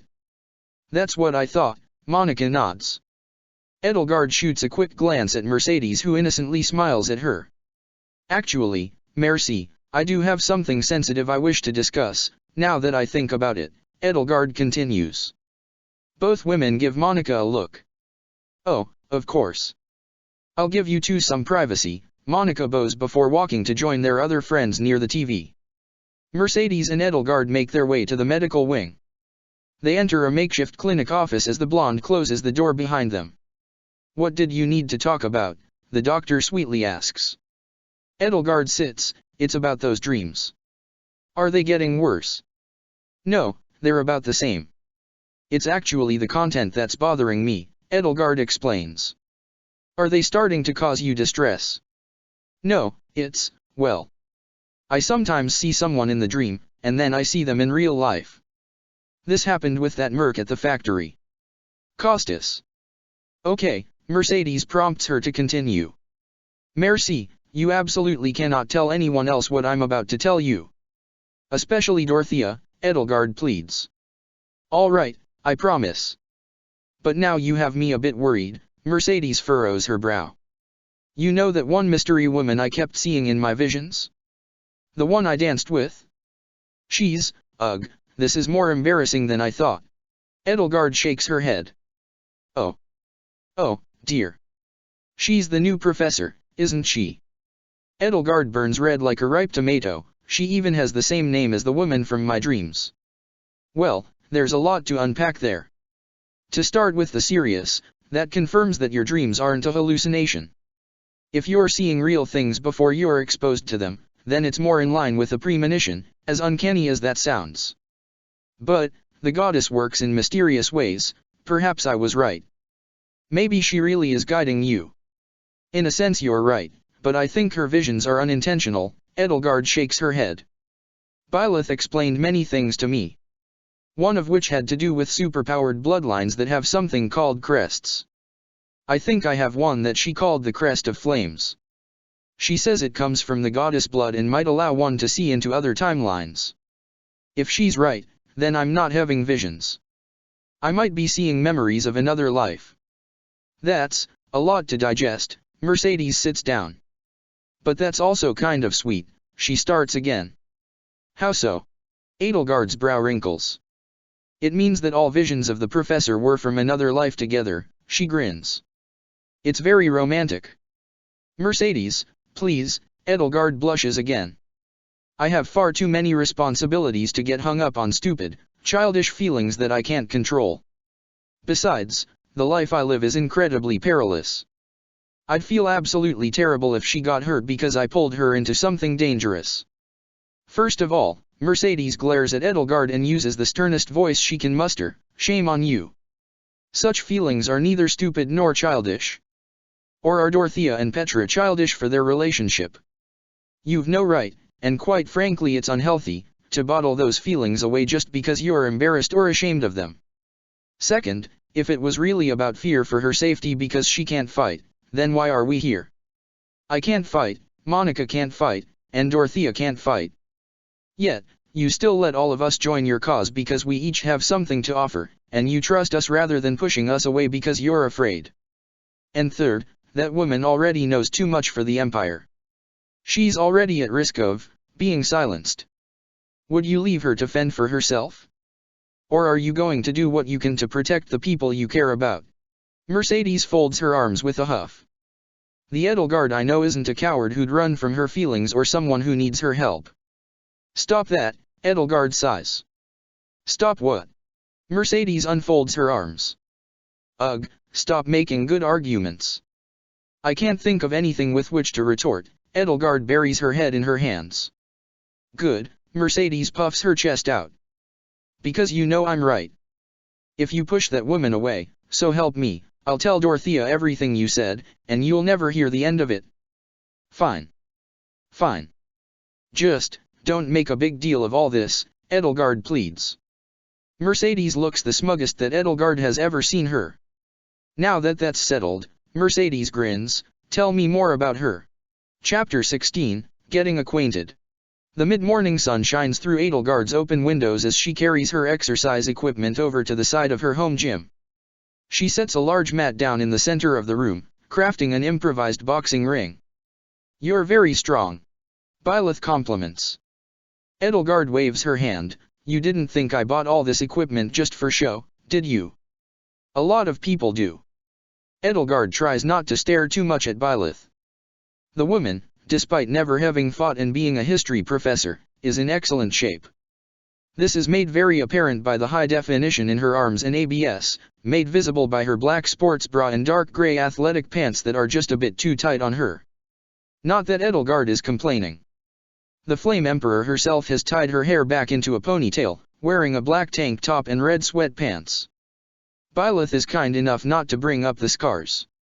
For a teacher, Edelgard begins, you're in surprisingly good shape. Thanks.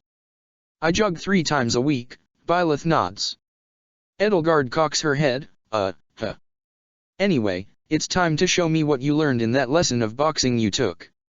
I imagine there are a lot of gaps to fill. She slips on a pair of punch mitts and stands in the center of the mat. Byleth wanders up to Edelgard, standing a couple feet in front of her. She takes a standard but slightly awkward boxing pose before asking. This isn't going to hurt you, is it? Don't I need gloves? Edelgard smiles, don't worry. I can take it.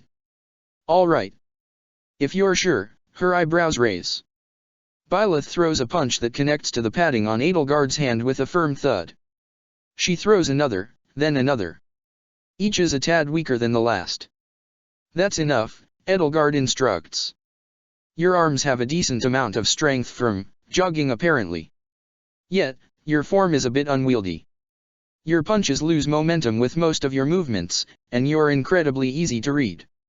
Not to mention, you don't pay any attention to the placement of your feet after you take your initial stance. Ouch, Byleth feigns. Edelgard takes off her punch mitts. You have a lot of reach, which would typically be an advantage over someone of my height, but fighting is often about using your opponent's weight and inertia to your benefit. This is something I'm especially adept at given that you're short. Byleth notes. Edelgard frowns. All right, she continues, next. I'll show you some ways to bring your opponent to the ground using their own mass. First, put your arms like so. She has Byleth fake a grab on her shoulder, then her neck. After, she strikes Byleth's ulnar nerves with her knuckles and sweeps her legs in a quick chain. As Byleth awkwardly tries to catch her own body on her tingling arms, Edelgard quickly slips around her, locking her legs around Byleth's knees and putting the Blunet in a tight choke hold. All in swift, successive movements. She tries not to think about Byleth's tensing muscles as she struggles against her before she lets go. And that, she says as she helps Byleth to her feet, is why you always pay attention to your footing. I see, Byleth nods, not even so much as wheezing. Not even out of breath after that? How in the goddess name are you so accidentally in shape? Edelgard chortles with slight annoyance. There are a lot of possible factors. I think it has to do with the Knights of Syros and their experiments, Byleth clarifies in her analytical voice. Edelgard's face falls. Alright. Byleth, I'm sorry I didn't think about that. I didn't mean to bring it up. Oh, that's alright, she responds. It's a valid question, and you meant nothing by it. Her tone doesn't change in the slightest. Regardless, I shouldn't have reminded you. Before Byleth can respond, Edelgard's phone rings from its place on a nearby seat. She sighs as she sees the contact. She answers, now's not a good time, Dorothea. I. Drop everything, the songstress' cheery voice interrupts. Ingrid, Petra, and I are going out to lunch in about an hour and a half. We're not taking no for an answer. I'm busy with a guest, Edelgard huffs. Can't you take Mercedes instead? We can meet up for dinner later. Mercedes has appointments at her clinic. She actually has a valid excuse. And having a guest over isn't. Edelgard groans. Depends on the guest. Biryut, I'm guessing it's your new professor friend, right? Dorothea hums. Dorothea, that doesn't. I thought so. Bring her, too. We want to meet her. Dorothea, I think you misunderstand what. The line clicks as the songstress hangs up. Edelgard just stares at her phone and shakes her head. Was that one of your friends? Byleth asks. Should I get going? No, Edelgard rubs her temples. They actually said they want to meet you. Oh, did you tell them about me? She asks innocently. Edelgard blushes, only to talk about what you taught me. They're my work friends. Anyway, that's all irrelevant. You should take a shower, we both need to get ready, evidently. Goddess, I haven't been to a good old-fashioned deli in forever, Ingrid laughs. It's not usually my cup of tea, Dorothea nods, but I know you have a bit of an appetite. Petra exclaims, I am excited. I am very much looking forward to trying the meats with all manner of breads and cheeses. I am also wondering why we have not tried this place before, she looks at Dorothea. The songstress tilts her head as she tries to think up proper justification. She's saved as Edelgard and Byleth approach their table. Edie, she shouts and waves. We went ahead and already ordered. Ingrid was starving. Ingrid stands looking apologetic, but she doesn't say anything as she and Edelgard greet each other with a hug. Who's your new friend? Ingrid asks. This is Byleth. She's a professor at our old uni, Edelgard motions. Hello, Byleth nods. Dorothea winks, she's also Edelgard's special friend, if you know what I mean. Oh, are you two dating? Ingrid inquires. Ignore her, Edelgard retorts as her face reddens. I'm just Edelgard's new friend, Byleth explains.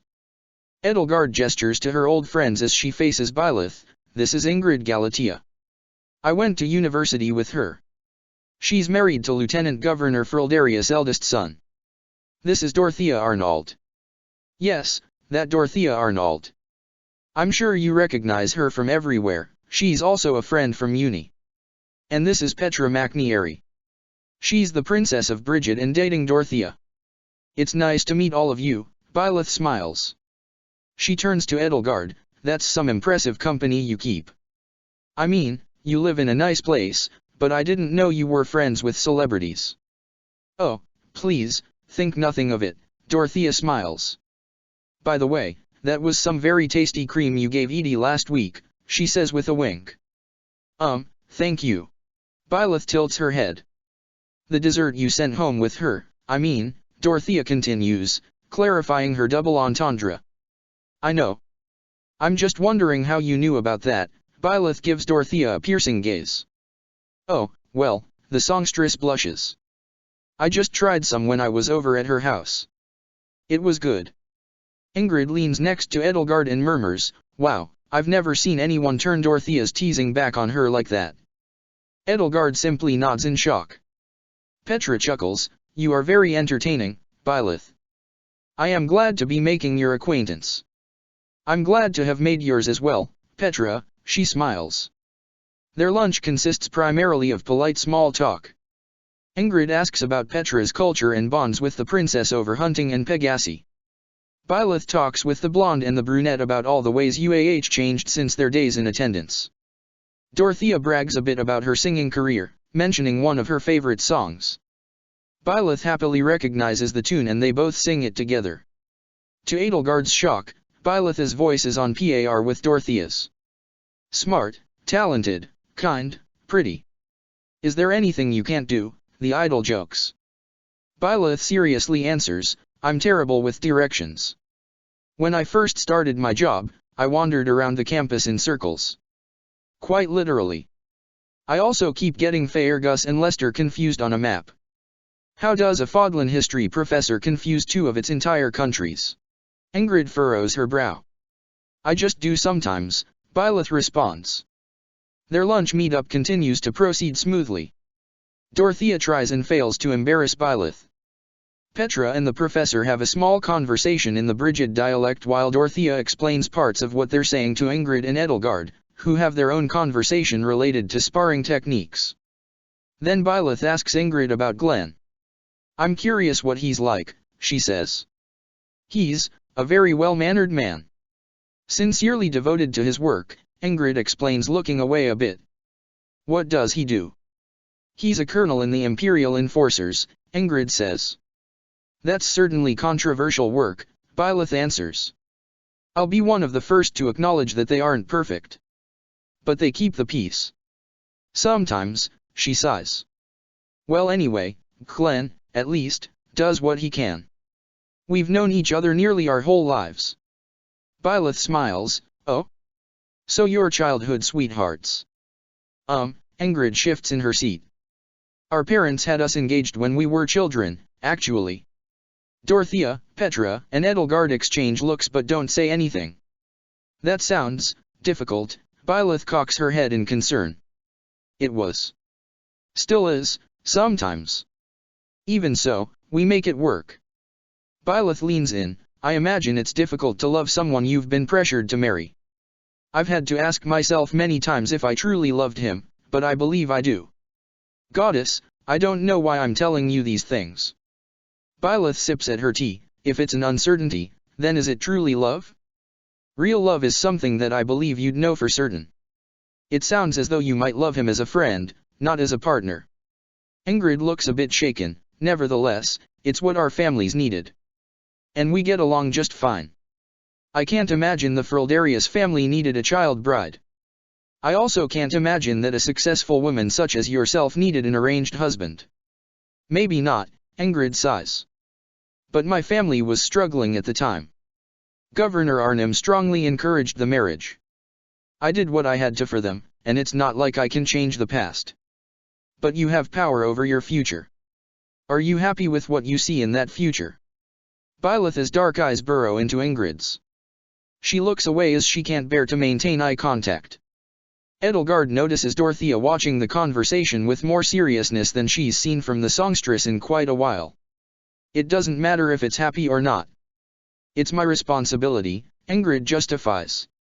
Responsibility to what? Byleth shakes her head. Wasn't all this forced on you? It sounds like they leveraged luxuries and basic necessities over you, all for status and income. Guilting you into cooperating as a child with no say. It's a family's inherent responsibility to take care of their children, it's not an economic exchange. I don't believe you owe them anything. Especially since they seem to have plenty now already. It's more than that. Ingrid shouts. I'm married. I'm legally obligated to both families.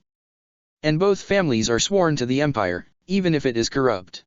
She glares at Byleth. It might not seem like it to you, since you're used to living on your own, but loyalty matters. Byleth, still calm, replies, loyalty only matters to an extent. It's an open secret what Cornelia did to the Dusker and Governor Blad did. I know you know a lot of them aren't good people. And taking power over your own life doesn't mean abandoning your friends and family. Rejecting what the Empire does wrong doesn't mean a betrayal against what you believe in. Doing what's right for your people doesn't just mean following orders. And it's also important to do what's right for yourself. You haven't made a noble sacrifice, Ingrid. A sacrifice is a choice. You were forced into an ultimatum. But now you do have a choice. So be loyal to what matters. Ingrid falls silent for a couple moments, pensive. Dorothea chimes in with a new discussion topic. The women talk about future get-togethers. Dorothea teases Edelgard about going on a double date. Eventually, Ingrid returns to the conversation, though Edelgard can tell she's having a hard time shaking Byleth's words. After a couple hours, the women agree to part ways and say their goodbyes. Edelgard flushes slightly as Byleth waves her farewell in full view of everyone and heads back to her apartment. As Edelgard returns home, she sits on her living room couch in silence. She mulls over Byleth's words, wondering if Ingrid will take them to heart and what that could mean for her friend's future. Her phone buzzes and she sighs as she guesses exactly who it is. She checks the text from Dorothea. What Byleth said to Ingrid today was pretty sobering, huh? She seems really heartfelt and smart. I know I tease you a lot about her, but I'm being completely serious when I say, don't let her out of your sights, Edie. I don't know if you'll ever see someone like her again. Edelgard's chest tightens at those words. She's not the biggest fan of people prying into her private emotions, but she can't deny that there's gravity to what Mercedes and Dorothea have been saying. Between her visions and the professor's knowledge, it seems Byleth has an inexorably important role to play in her life. Chapter 17, What Hell Spits. This mission had gone horrendously wrong at every turn. Interference cut out their comms only 4 minutes into their mission. 3 of her mercs were now dead, crushed by a tightness that the rest of her team just barely escaped via a narrow corridor. That reprieve was short-lived as that hallway led them directly into their current predicament. They stand in a testing chamber that the Empire had obviously sealed off because of the demonic beast that snarls before them. Unlike the last ones they fought, this has thick light gray plating with beady yellow eyes and pronounced horns. She's not sure if that means it's older, an alpha, a special mutant, or whatever the hell else. One thing is for certain, its dermal armor is far too solid for Petra's sword and Casper's hammer. Petra just barely rolls under the swing of its claws, and Casper is sent careening by a massive hind leg into a wall riddled with claw marks and tears. The Flame Emperor charges at the beast, shouting to gain its attention while it goes after Casper. Petra runs up to him, helping the blue-haired merc struggle to his feet. The beast swipes at the Emperor. In turn, she directs her axe blade towards its fingers. Luckily, the hide on the center its fingers is considerably thinner, and so, her axe cleaves through 3 of its digits. Its palm still strikes her, sending her rolling across the torn and rusted metal floor with a loud series of clangs. The impact, thankfully, wasn't severe, as she stands back at her feet only seconds later. The beast angrily slaps the ground while screaming in pain. Its black blood splatters from its wound each time its injured hand strikes the metal floor. After a few seconds of this erratic behavior, it finally stops, then charges at Edelgard with its maw wide open. I have to say, that was faster than I expected, the Flame Emperor compliments. Yuri Riley titters, hey, I don't sit on my ass all day. And this opportunity isn't going to last for long. If we want that relic, we need to act now. And it just so happens that yet another relic surfaced in that territory. Edelgard folds her arms. According to the research you brought me, the Faerghus region housed many people loyal to the goddess in ancient days. It seems they kept a lot of relics from the war between Nemesis and Ceros, he explains. What are we expecting? She asks. Underground testing facility in Gautier territory. I cross-referenced the place with the lore in those books, and there's a high probability that the relic is something called the Lance of Ruin. Or the Lance of Ancient Walls. Or Decomposition. The translation is a bit wonky. Edelgard pinches her chin. If it's a testing facility, then we need to expect heavy weapons and likely demonic beasts. Yuri nods, and luckily for you, some enforcers accidentally let some old blueprints of the site slip after my people gifted them a generous sum. The schematics won't be up to date, but they'll be a start.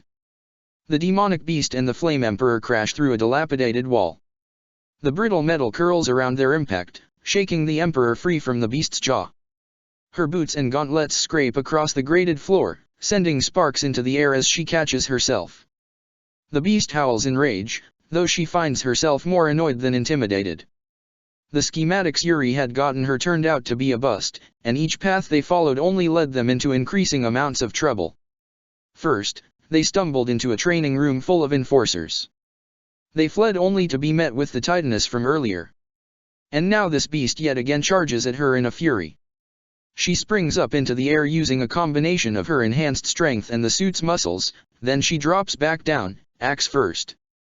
The heavy blade of her weapon collides with a segment of lighter armor just at the base of the creature's skull. She doesn't burrow in too deep, but it's enough to cause substantial bleeding. The beast tries to shake her off to no avail as she hangs onto the lodged axe. Thankfully, its stubby arms can't reach anywhere on its back. She digs her plated fingers into its cut hide and starts to pry. The monster screams in pain and jumps. As it lands, the grated floor beneath them warps and groans. There's a quick silence as Edelgard begins to realize that the ground isn't stable.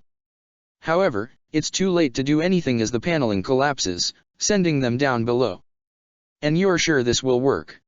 Cornelia asks, sipping some tea. "Of course it will," Hubert sneers, offended at her remark. He stands opposite her, looming over her ornate tea table. The so-called Flame Emperor and those of their ilk rely on underworld information. How else do you think they could possibly get Imperial data? Criminal scum are wont to buy off, intimidate, or steal information from Imperial sources.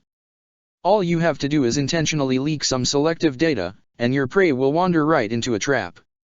"I see," the governor casually cackles. "What weapons should I butcher them with? I really want to send a message with what's left of their bodies. I won't waste time playing such a disgraceful game, but I have some ideas," Hubert notes. "So," she scowls. "Spit it out, boy. Careful. As I am not one of your subordinates, I do not answer to your threats. Need I remind you that Governor Aguirre merely lent me to you, since you floundered your previous trap so spectacularly?" The witch hisses at him. He ignores her. "Nonetheless, that facility has an abandoned chamber meant for Crest experiments, yes. Yes. But there hasn't been a demonic beast down there in ages, and they haven't bothered fixing it up. I will provide you with another subject," Hubert expounds. "Transform them as soon as the Flame Emperor takes the bait and invades the facility. You can trap them in the old lab to minimize collateral on the rest of the base." My. I must say that's quite excellent." Cornelia cheers. Hubert continues, "I also took the liberty of hiring you some extra help as well. If you want mangled corpses, I assure you they will give you mangled corpses." The Emperor twists her axe out of the beast's open neck. Black blood seeps into the strewn grates and rocky floor. The mangled beast and its severed arm disintegrate down to the poor victim used as the base for the creature. Edelgard doesn't want to leave the body there, but she needs to find a way back up to her team. She steps away and studies her environment. She appears to be in an uncompleted section of the facility. The Empire was excavating through this area to add on to their facility. Large rectangular lights with hanging cables line across the ceiling. A makeshift steel walkway trails under the lights, extending into a large cavern. Said cavern is black as the void as it's not yet had lights installed. Mounted on a rock wall to one side of the walkway is a console with a monitor. The screen is a few yards wide and about 20 feet tall. It's clearly meant for barking out orders to construction workers. The screen then flicks to life, revealing Cornelia's mocking face. "Ah, good," she taunts, "you've arrived. Getting you into position wasn't easy, you know." The Flame Emperor demands, "Where is my team?" "Oh, don't worry. I'll send your friend after them once he's done with you," her smug face grins. "What the hell are you talking about?" A loud, metallic thud vibrates the whole walkway. She turns. This sight is one of the only instances since childhood that she's felt overwhelming fear pulse through her chest. Our battle was not concluded, the Death Knight's deep voice echoes in the tunnel. But now, your petty allies cannot interrupt us. We will dance until the end. Damn it. Of course this would happen. As soon as she lends Juritzaa out to those who slither in the dark, they pull a grotesque stunt like this. She isn't a fan of the children of the goddess, given what the Archbishop has done with her power, but Flayn is still very young by the metric of the long-lived species. Not to mention sheltered and naive. She doesn't want the girl's death on her conscience if she can help it. What's more, her death would only provide further advantages to the Slitherers as they would have access to all her blood and magic. To add insult to injury, Juritzaa stabbed Manuela just for being a minor inconvenience. Once she's done helping Hanuman carry Manuela to the infirmary, Edelgard slips off. It's easy to avoid suspicion, since everyone assumes she's rushing to help her classmates. In a sense, she is. She enters her room and locks the door. She heads directly for a false bookcase and activates a pressure point, revealing her Flame Emperor armor. The armor is clumsy and hideous, though it's a necessary evil to position her enemies and her, well, greater enemies in their proper places. Once she adorns the stuffy suit, she activates its warp charm. Her surroundings change in a scarlet flash. The natural light of her room morphs into a blood-soaked underground chamber littered with the bodies of shady soldiers. The Death Knight stands opposed to the professor. Several yards to their side lie two girls. One is Flayn, and the other is a red-haired young woman. She remembers this girl clinging to her side on the few different occasions that they've met, Baron Oak's daughter, Monica. Edelgard was aware that the girl had gone missing some time earlier, and she knew the Slitherers were the most likely culprits. Had things been different, the girl could have been useful for undermining her allies. Unfortunately, she and Hubert had lost trace of Monica some time after the start of the school year. By now, there was a good chance that Monica was dead, and this girl was merely one of their body doubles. If nothing else, Monica's replacement could still prove useful in weakening the church. Halt, she commands the Death Knight. You're having a bit too much fun. The shadowy Hulk turns to her, you are getting in the way of my game. Even now, this is all just hunting to him. Though she feels bad for Juritzaa, she's disgusted by his altar. She wishes she didn't desperately need his twisted version of help, alongside all the other questionable resources she needs to obtain. Warring against the Church, the Kingdom, the Alliance, and the Slitherers will be nearly impossible if she blunders the order of events or casts aside potential assets. Until then, she's forced to minimize the needless damage her associates cause while placing all her wartime pieces just right. She glares at the monster. Humph. You'll have more opportunities to play soon. Your work here is done. Understood. I will go, he bemoans as he warps away. He almost sounds sad. That man truly needs help. His vibro scythe cleaves through the floor of the walkway as sparks fly. The Death Knight swings his blade again and again. His suit is a bit faster than hers, putting her at a disadvantage despite her slightly superior strength. His combat ability is honed to terrifying perfection, something which becomes apparent with each calculated yet primal strike. She finally jumps back to gain some distance. Her breath is ragged after fighting the demonic beast and avoiding his attacks. Don't tell me that this is all you can muster, his distorted voice taunts. I'm afraid you caught me at a bad time, she returns. She's not sure she can afford to flee. In his armor, this monster would likely be able to catch up to her, and all she'll have done is turn her back to him. She internally curses, knowing she'll have to fight this out. The Death Knight lunges with a sweep of his scythe. The Flame Emperor swings her axe up, deflecting the blade in midair. Yet, his coordination is still too much. As his weight shifts one direction from her deflection of his weapon, he uses his momentum to land his boot into the opposite guardrail. He kicks himself off the bar, propelling himself knee first towards her face. She's just barely able to shield her head with her forearm, sending her a few feet in reverse as she lands on her back. The whole sequence of events takes less than 2 seconds to pass, leaving her scrambling to react properly. She scarcely jumps to her feet in time to avoid the downward slice of his weapon as it tears through the walkway. I need more, he screams with his wretched voice. The Emperor swings her axe at him. His long arms grab the haft just below the curve of the blade, stopping the weapon mid-swing. He headbutts her, and she stumbles backwards. Thankfully, he doesn't take the opportunity to strike with a fatal blow. Less thankfully, that means he's just waiting for the fight to become more interesting, and he'll kill her if it doesn't. So she'll have to improvise. Edelgard rips a piece of the guardrail from its proper place. She feints a throw, pretending like she's going to lunge the jagged cylinder like a javelin into his chest. He brings the haft of his scythe up sideways to block. Right as he does so, the Flame Emperor swings her axe down with all her might. Though he's fast enough to jump back, he isn't fast enough to save his haft from being cleaved in twain as the burning orange blade of Edelgard's axe passes through it. Embers scatter from the singed metal while the dark figure drops the now useless bottom half of his weapon. The scythe is now much shorter, more akin to a sickle, and only one of the Death Knight's arms has room to grip and swing the blade. Him having less reach and less power is good news for her.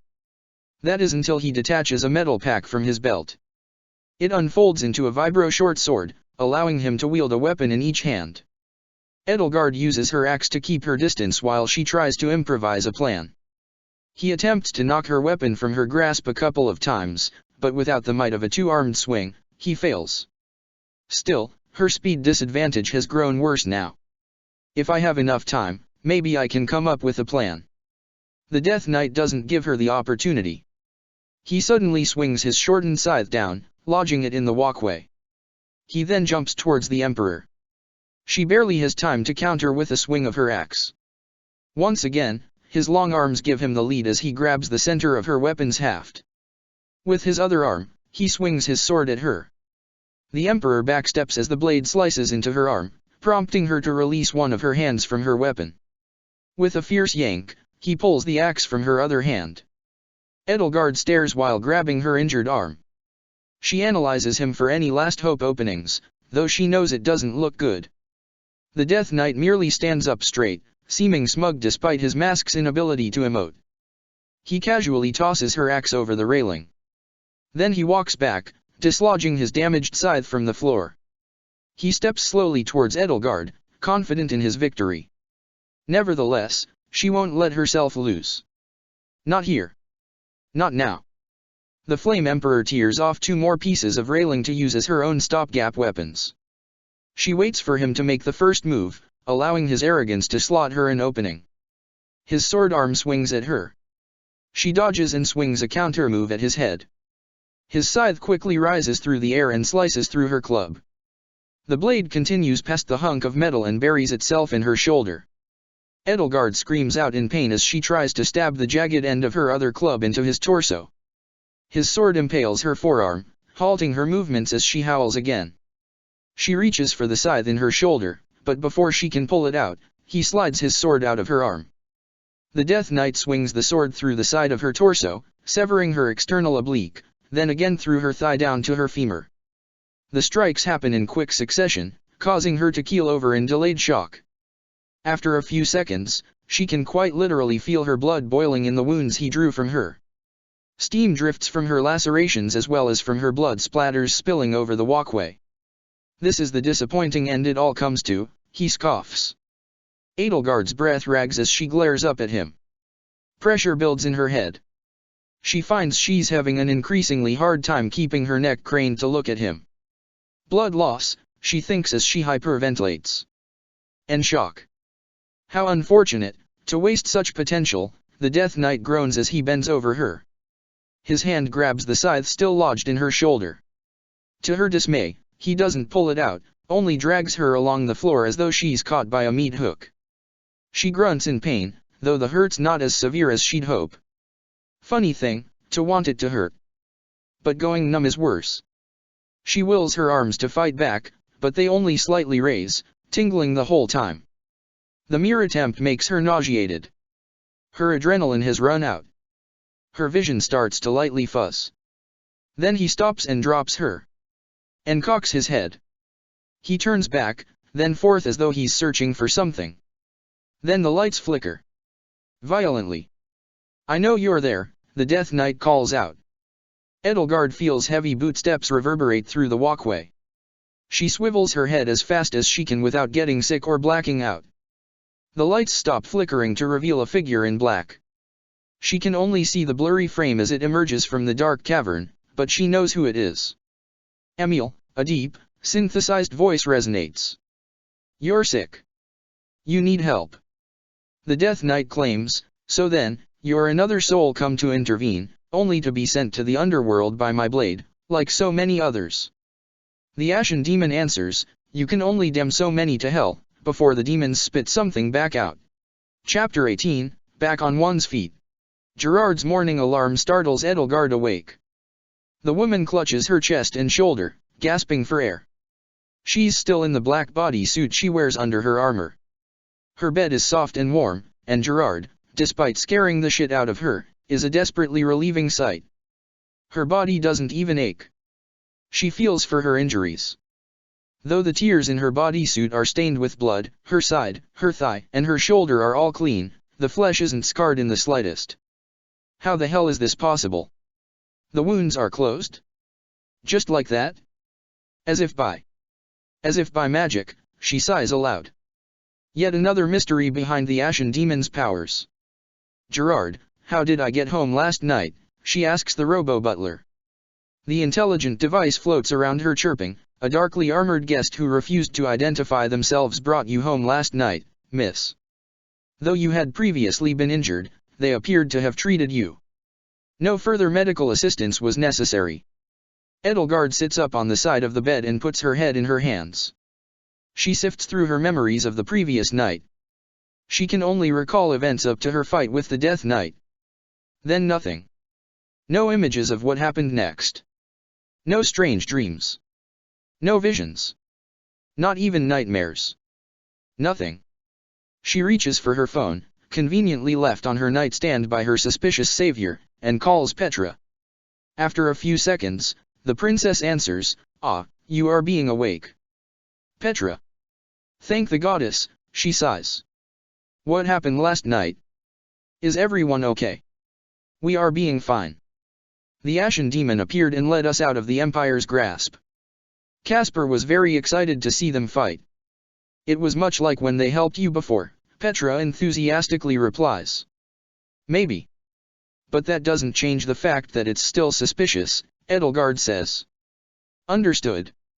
Yet, I will not be looking a gift horse in her mouth, as your saying goes. They also told us not to be calling you. That your injuries were severe, and you needed much rest. Edelgard rubs her temple. Ugh, we'll figure this out later. I'll get back to you. Right now, I just need to get my head on straight. She sets the phone down and stands up. Her leg feels a bit weak, but otherwise she can balance herself just fine. She turns to get changed and nearly trips over something. On the floor lie two weapons. One is her axe which the Death Knight cast aside, and the other is a relic. There's no mistaking it, its jagged bone blade gives the inhuman weapon away. So, once again they just leave the relic we're after with me. The relic, just like Yuri predicted, is another lance, though it seems more twisted. Its main blade is similar to the other relics, but the base of its haft has smaller bone blades jutting out of it. Are those teeth? Edelgard's mouth pulls up in slight disgust. She sees, now, how these things can be fashioned from ancient beasts. She carefully picks up the weapons and sets them on her bed. With a shake of her head, she proceeds to change, only to be stopped by another sight. Her Flame Emperor armor is haphazardly piled in the corner of her room. Her own mask stares up at her. Damn it, I'm not sure whether to be touched or disturbed by all this. Ah well, it's better than the Ashen Demon being an enemy. Once she finally finishes getting ready, she heads downstairs to make herself breakfast. As she's preparing, burning, her sausage, she turns on the TV. The first channel blares a breaking news report of a dangerous criminal having been caught. She darts her focus to the screen. The newswoman reports with a mix of shock and fervor.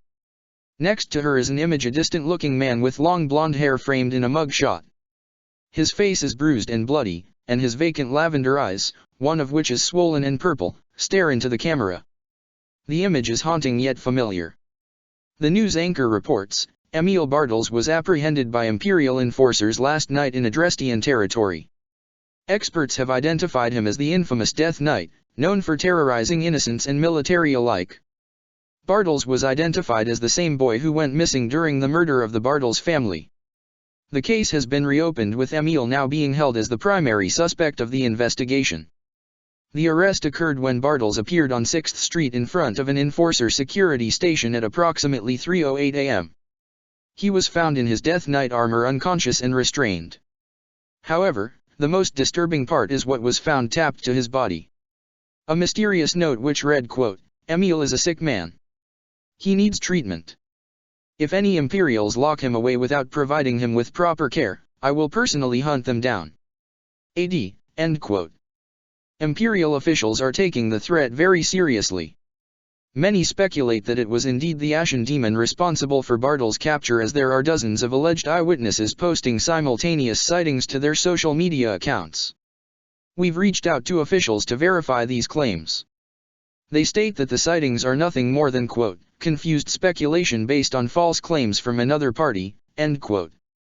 Law enforcement insists that the Death Knight's black armor was simply mistaken for the Ashen Demon, that the demon has only ever been a terrorist invention meant to inspire fear, and that the true suspects are currently one of the many criminal organizations threatening Fodlan. Here is the official statement from Captain Randolph Burgleys. Edelgard turns off the TV. She scrolls through her contacts, bringing up Mercedes' profile. She selects the contact, hoping that the doctor will pick up. "Oh, hi, Edelgard. Did you need something?" Mercedes' voice is monotone and distant. "Merci, are you all right? I heard about what happened. Did you need anything?" Edelgard's voice is soft. "Ah. Yes. That," Mercedes sighs. "I'm not sure. I'm still processing everything. I'm going to the precinct later today. I have so many things to ask him. Too many. Perhaps you'd go with me." "Of course, merci. Whatever you need." The doctor returns a lifeless thank you before hanging up. Edelgard, herself, is entirely unsure how to feel about this situation. On the one hand, they now have the relic, and a great threat has been subdued. On the other, the Ashen Demon is still far too suspicious, apparently knowing where Edelgard lives. And now Mercedes has to deal with the aftermath of their encounter with the Knight. She feels uneasy. Enforcers line the walls and guard every entrance. She knows they won't question why they're there. After all, she's just Edelgard Eisner, a known friend of Mercedes Bartels, who has every right to question her brother and get closure on what happened to their family. The man sits silently on the other side of the thick bulletproof glass. His hands and feet are cuffed to a metal chair. Edelgard knows that he's too strong for that to hold him. Still, he doesn't seem interested in escaping. His light blue jumpsuit already has a couple blood stains on it. She doesn't know if those are from prior injuries or from some of the enforcers taking a bit of revenge for their comrades. Half of his face is still swollen. "Why'd you do it?" Mercedes begins. "Why did I do what? There is much for which I am responsible," Emil speaks with an unnaturally enunciated and slow cadence. "Why did you kill our family, Emil? Why did you become the Death Knight?" This is the first time in 3 years Edelgard has heard Mercedes shout. "I became nothing other than what I always was. The Death Knight has existed for as long as I can remember. They are merely another self who makes their own decisions. And we both agreed that that man needed to die." His voice is cold, twisted. "Why? Did you have to protect yourself? Did father hurt you?" she interrogates, increasingly frantic. "I care not for the pain others cause me. It was you and mother that he wanted to find. To hurt.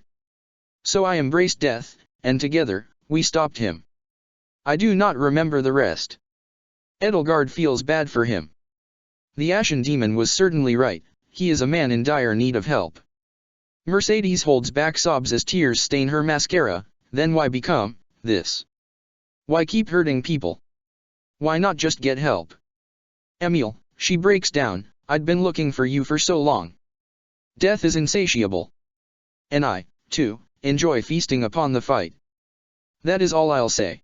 He turns to one of the guards. I am ready to return to my cell. They start to rearrange his cuffs to take him back, but Mercedes shouts through the glass. Did you recognize me? On the highway? Is that why you let me go? Her voice chokes a bit. Emil says nothing. He only gives her a look that, for a fleeting moment, Edelgard could swear approximates to sadness. Or loneliness. Then he turns away, and the guards escort him out of the room. Edelgard rubs Mercedes back while the doctor chokes down a sob and wipes her tears away. How did the Ashen Demon know all this? How did they know Emil was sick? How did they know his true identity? Why spare him when they kill most everyone else who fights them? Outside, Dorothea, Ingrid, and Glenn await them by the songstress' very expensive car. Did you get what you needed? Dorothea asks. Mercedes just somberly nods. Hey, Ingrid hugs the doctor, it's going to be okay. You still have your family right here with you. Mercedes reciprocates her hug, swallowing hard. Glenn glances at Edelgard with just a hint of smugness in his voice. It's fortunate the Empire was there to detain that man, as sad as it is for Miss Bartles. I hope you now understand my meaning, Miss Eisner, when I say that Fodlan is full of monsters, and that the Empire is the only hope of stopping them. We can't let sick men like that run amok. Edelgard glares but says nothing. Ingrid elbows her husband. Glenn, she chides. Now is neither the time nor the place. She gestures her head in Mercedes' direction. No, it's all right, Mercedes says, looking down. Glenn's right. Emil did monstrous things. But as both a doctor and his sister, I can't help but wish that he gets the treatment he needs. Glenn nods. Your kindness is an inspiration to us all, Miss Bartles. The car ride to the bullet train station is silent, with various thoughts on the situation racing through each person's head. No one truly knows what to say to Mercedes for the duration of the trip. And so, the trio of women drop Ingrid and her husband off at the station, parting ways with sober goodbye. Edelgard sets the Lance of Ruin in a safe, alongside her team's other relic. As per Bylotha's explanations on the weapons, no one has attempted to wield them, knowing that horrible consequences could befall them. Eventually, though, Edelgard knows she's going to have to find people who can use them to their full potential. She turns to see Monica hugging Mercedes. The two say something to each other, but she can't make it out. The redhead had already questioned Edelgard over her injuries, even insisting that they scan the Flame Emperor, lest that the Ashen Demon had implanted a tracking device in her. That's not necessary, Edelgard asserted, as they already apparently know everything about me. Then perhaps I should stay with you for the time being. To watch over you, of course, Monica suggested. I appreciated the thought, Edelgard said. But I doubt you could fight them off. And Gerard's security feed has better eyes. Monica's ulterior motives had been very apparent. But so was her sincerity in protecting Edelgard. And now, what I want to know, Lindhart starts, is how, why, and where the Ashen Demon knew to show up. Are they keeping tabs on us? If so, why? Or is it just you? He points to Edelgard. She shakes her head. Her thoughts race back to her fight leading up to the encounter. The Death Knight nearly killed her. Would have killed her if he didn't play around too much before the demon showed up. She looks at Linhard and asks, where are you at with the new suit I requested? I've acquired some new materials. They're lighter, more flexible, and can handle just as much force as your current suit, he explains. I also have the frame assembled. Still, the mechanical muscles will be heck to adjust to the new material. Proportions are a key factor in such calculations. And of course, I'll need enough of these materials to actually finishing building the darn thing. I'd say I'm still a bit off, though it all looks promising. I appreciate your help, Linhard, but the sooner I get that new suit, the better. My fight with Emil was humbling. Edelgard clenches her fist. You know, the goddess does say that patience is a virtue, he furrows his brow. Besides, I don't see what the rush is anymore. Your new stalker beat the Death Knight for you. There will always be new threats. And I must be ready to face them, she grits her teeth. Why are you here? Emil asks, head down while sitting in his cell. To berate me for my defeat? Or to savor your unearned victory in the eyes of the masses? Cornelia smiles at him. Officially, I'm here to see to your execution. It won't be public, as it were. You'd kill me, even after the demon's threat. Emil slowly looks up. The Empire will handle that filth, she sneers. Regardless, you still get to live. Unofficially, I'm here to offer you a permanent job. Don't worry. You'll get more than your share of killing. As long as you're capable of at least a modicum of subtlety, the Empire will handle the optics. What would you ask of me? Chapter 19, Going Through the Motions. So that's it, then. Dorothea closes her eyes. Yes, Mercedes solemnly nods. Monica brings Mercedes a cup of tea while they sit around the doctor's apartment. Edelgard seethes about the Empire in moments like this. They didn't even bother trying to evaluate Emil's condition. Simply executed him in a private chamber. They didn't notify Mercedes that this was happening. Didn't inform her of any belongings she might have to collect as next of kin, likely keeping it as evidence, despite there not even being any kind of in-depth investigation or trial. Poor Mercedes had to find out from a news story released the day after. I suppose this was to be expected, the doctor quietly observes. He did terrible things to many enforcers, and I can't imagine that they would want to be merciful. Even so, Dorothea glowers at nothing in particular, to just execute him without a trial? To not treat him for his illness? I know he was not a great person. But that seems inhumane. They brag about their perfect justice system, but they drop it whenever it's inconvenient. Edelgard, staring out a window to the cloudy sky, interjects, if the Empire sees something as a threat, they eliminate it. Simple as that. Trials are nothing more than pre-written shows for petty thieves and optics. Hey, Merci, do you need anything? Dorothea's voice shakes. Edelgard can't tell if it's from sadness or rage. I appreciate the offer, but I can't think of anything. Mercedes just stares at her hands folded in her lap. What if we did something? The songstress continues. You know, to get our mind off things. Hey. That's a great idea. Monica interposes, trying to cheer up Mercedes. I'm not sure I feel up for that. The doctor glances at her company. Dorothea takes her friend's hand. You can't just sit here stewing over things. Whatever it is you want to do. Anything at all. Hell, even going to church, we'll do it. Mercedes looks at Monica and Dorothea, who look back at her expectantly. Well, there is one thing, she begins, peeking at Edelgard. I'd like to meet your new professor friend for dinner. Maybe we could invite the others out, too, we could all go. That sounds lovely, Merci. Dorothea gleams. Alright, if that's what you want. Edelgard looks away from the window. I'll see if she's available tonight. Oh, tonight. Monica glances between Mercedes and Dorothea. I don't know if I can meet the professor tonight. I still have to take my cat to the vet.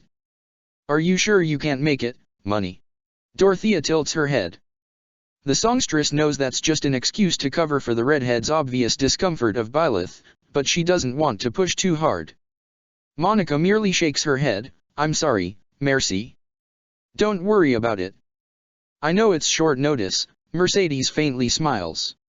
In the end, it's only Edelgard, Byleth, Dorothea, and Mercedes who meet up.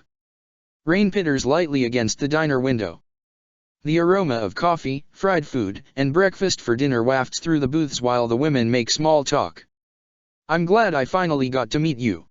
Mercedes beams at Byleth. The brunette nods, and I hear from Edelgard that you two are rather close.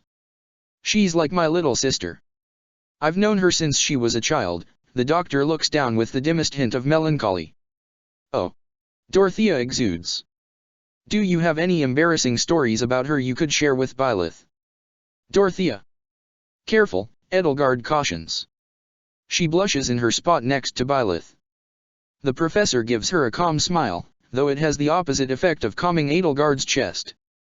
You don't have to tell me anything if it makes Edelgard feel uncomfortable, Byleth says. What's the fun in that? Dorothea pouts. Edelgard looks at Mercedes, who also looks a bit sad. She's discovered over her lifetime that the doctor and the professor are both masters of the wounded puppy dog face, and she hates it. Fine, she huffs. But just one. Mercedes smiles wide. Well, sometimes she still sleeps with stuffed animals. Of course you had to tell her that one, Edelgard grits while Byleth barely reacts. Oh, please, the songstress teases. That's hardly that embarrassing. And it's not even a real story. Well, how about this, then? She's been having strange dreams about you, Professor.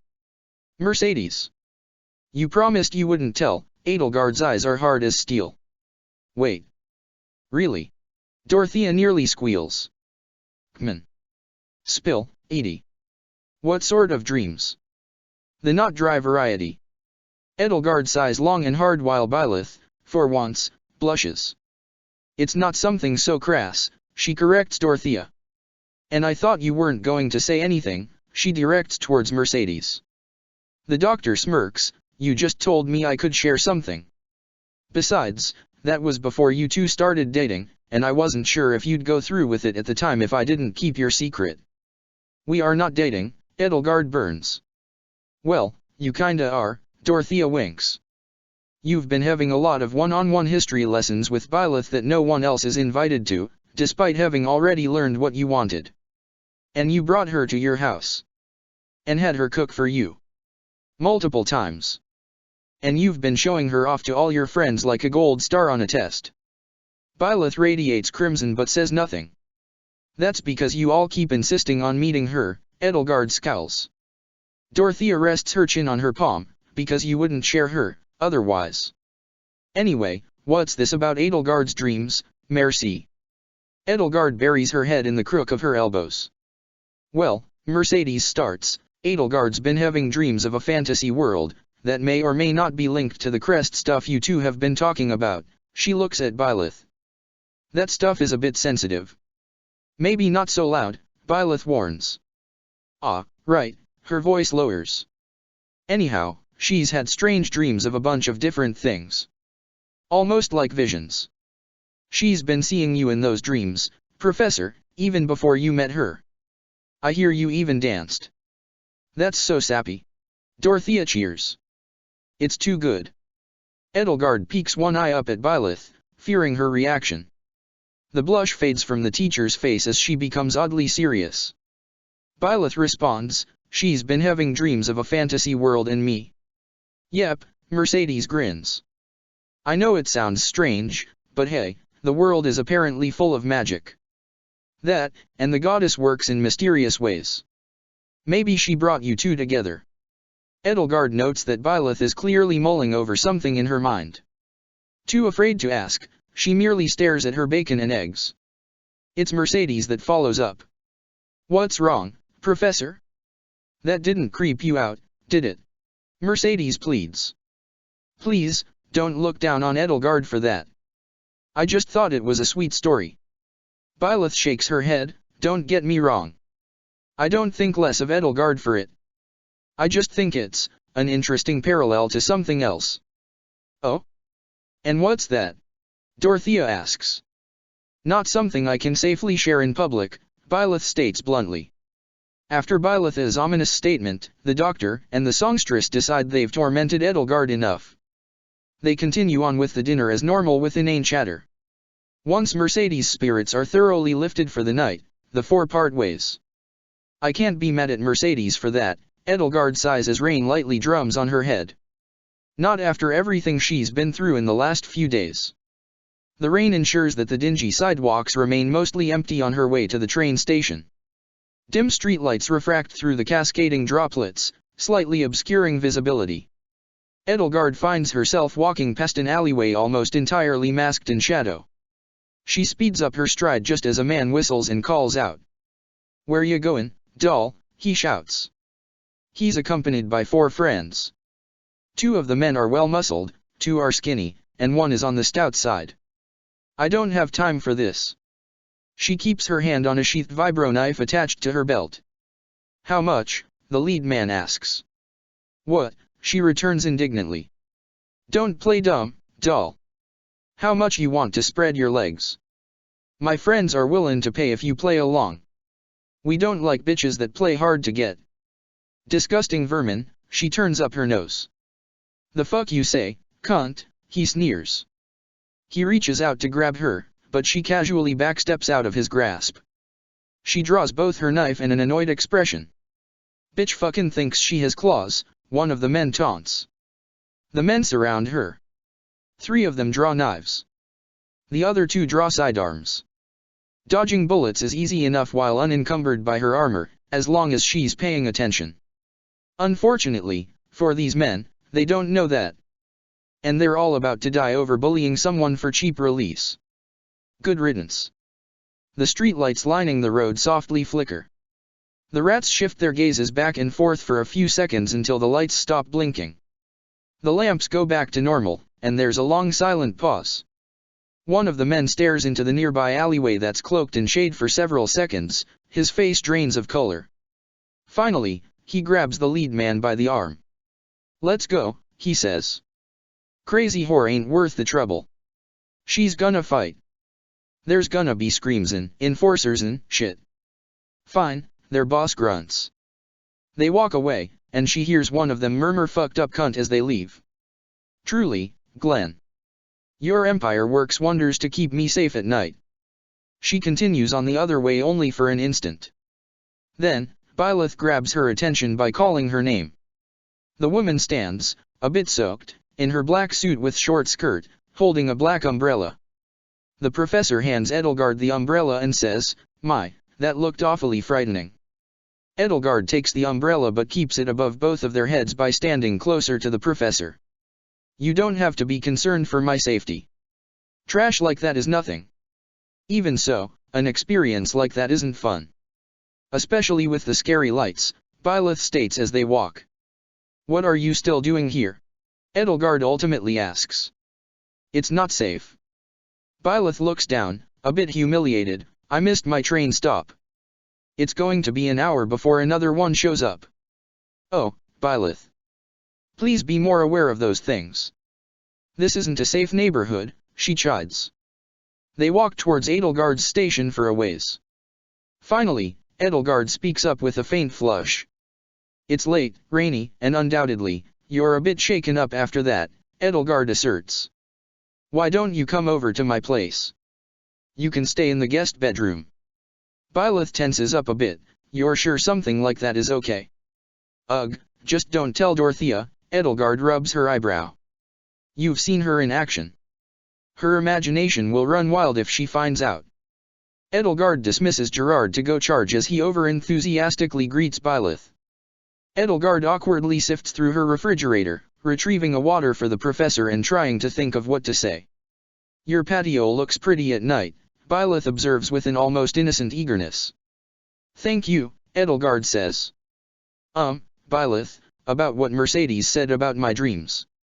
I hope you aren't put off by them. They're just dreams. The professor turns to her with that otherworldly glint she sometimes gets in her eye. I'm not sure that's true. What's really going on, Edelgard? She sets the water down on her counter and sighs. I won't go into detail, but as you've already surmised, my work is very unsavory. I happen to be an adept mercenary, thanks to my unnatural strength. Strength that came from experiments which gave me those scars you saw. I guess we're the similar in that regard, we've both survived the machinations of warped science. You have the crest of flames, Byleth states, sounding oddly confident. Edelgard takes a breath, then responds with, yes. After we talked that first evening, it all made sense. I don't want to make things strange between us, but I believe I've been having memories of you from another life. What sort of life? I cannot say. Edelgard reaches back into her fridge to hide her blush. She finds herself a water, and the two women sit on Edelgard's couch. Finally, the woman asks, Byleth, could the crest of flames really cause dreams like that? Of another life? Yes, is all the woman states in response. The professor looks somber enough that Edelgard continues, if you don't mind telling me, what exactly happened during your childhood? Byleth stares out into nothing, not much that I haven't said already. The Knights of Syros took me from my parents. They performed experiments on 11 other people who were trapped there. Over the course of my life, I learned as much of the truth of Fodlan as possible. Edelgard takes Byleth's hand. What happened to them? The knights. You said they died? And how did you get away? Sometimes monsters are born from those experiments, Byleth ominously explains. You mean like a demonic beast? Edelgard whispers. Yes. Something demonic, the professor murmurs in response. Edelgard can easily see that Byleth is holding a lot back, but she doesn't want to pry. Instead, she rests her hand on Byleth's chin. She doesn't know why, but she turns the woman's face to look at her. She opens her mouth to say something. Anything. Yet, she can't bring herself to find the right words. And so, neither woman speaks. She isn't sure who even moved first, but now their lips are meeting. Byleth gently pushes Edelgard back against the couch. Why am I doing this? Her mind races. I'd never do this with someone I've only known for a few weeks. Then her mind flashes to all her previous visions with the woman. Memories. And with them, a sudden hungry yearning born from another lifetime. Yet also, a sense of safety. Edelgard sits herself back up a bit, barely breaking her kiss with Byleth. They continue on like this for a few moments, finding more and more friction between themselves. Then Edelgard briefly pulls back. Is this all right? I know you're like me.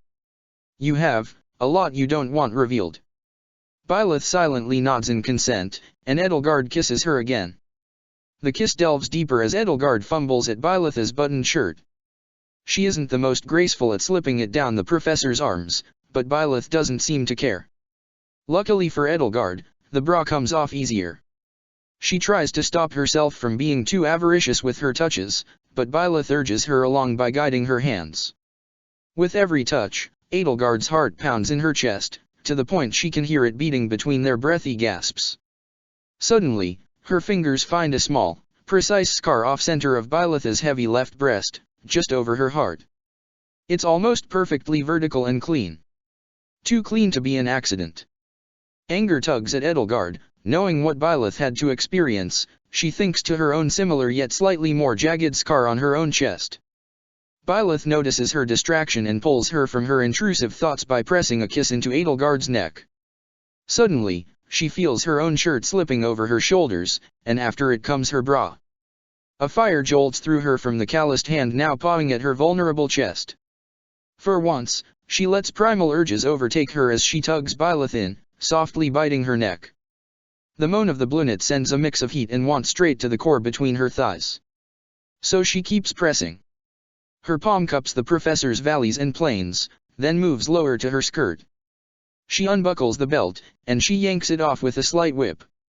The leather piece hits the floor as Edelgard unfastens the buttons of the skirt, making herself an opening. Her fingers wander down through a soft cerulean tuft to find the focus of her ambition. Her hand deftly, if not just a little clumsily, works through the slick warmth. Byleth's hips slowly roll forward as she whimpers. So odd, to hear someone who's always so composed become so unraveled, she thinks. It fills her with a sense of pride. And greed.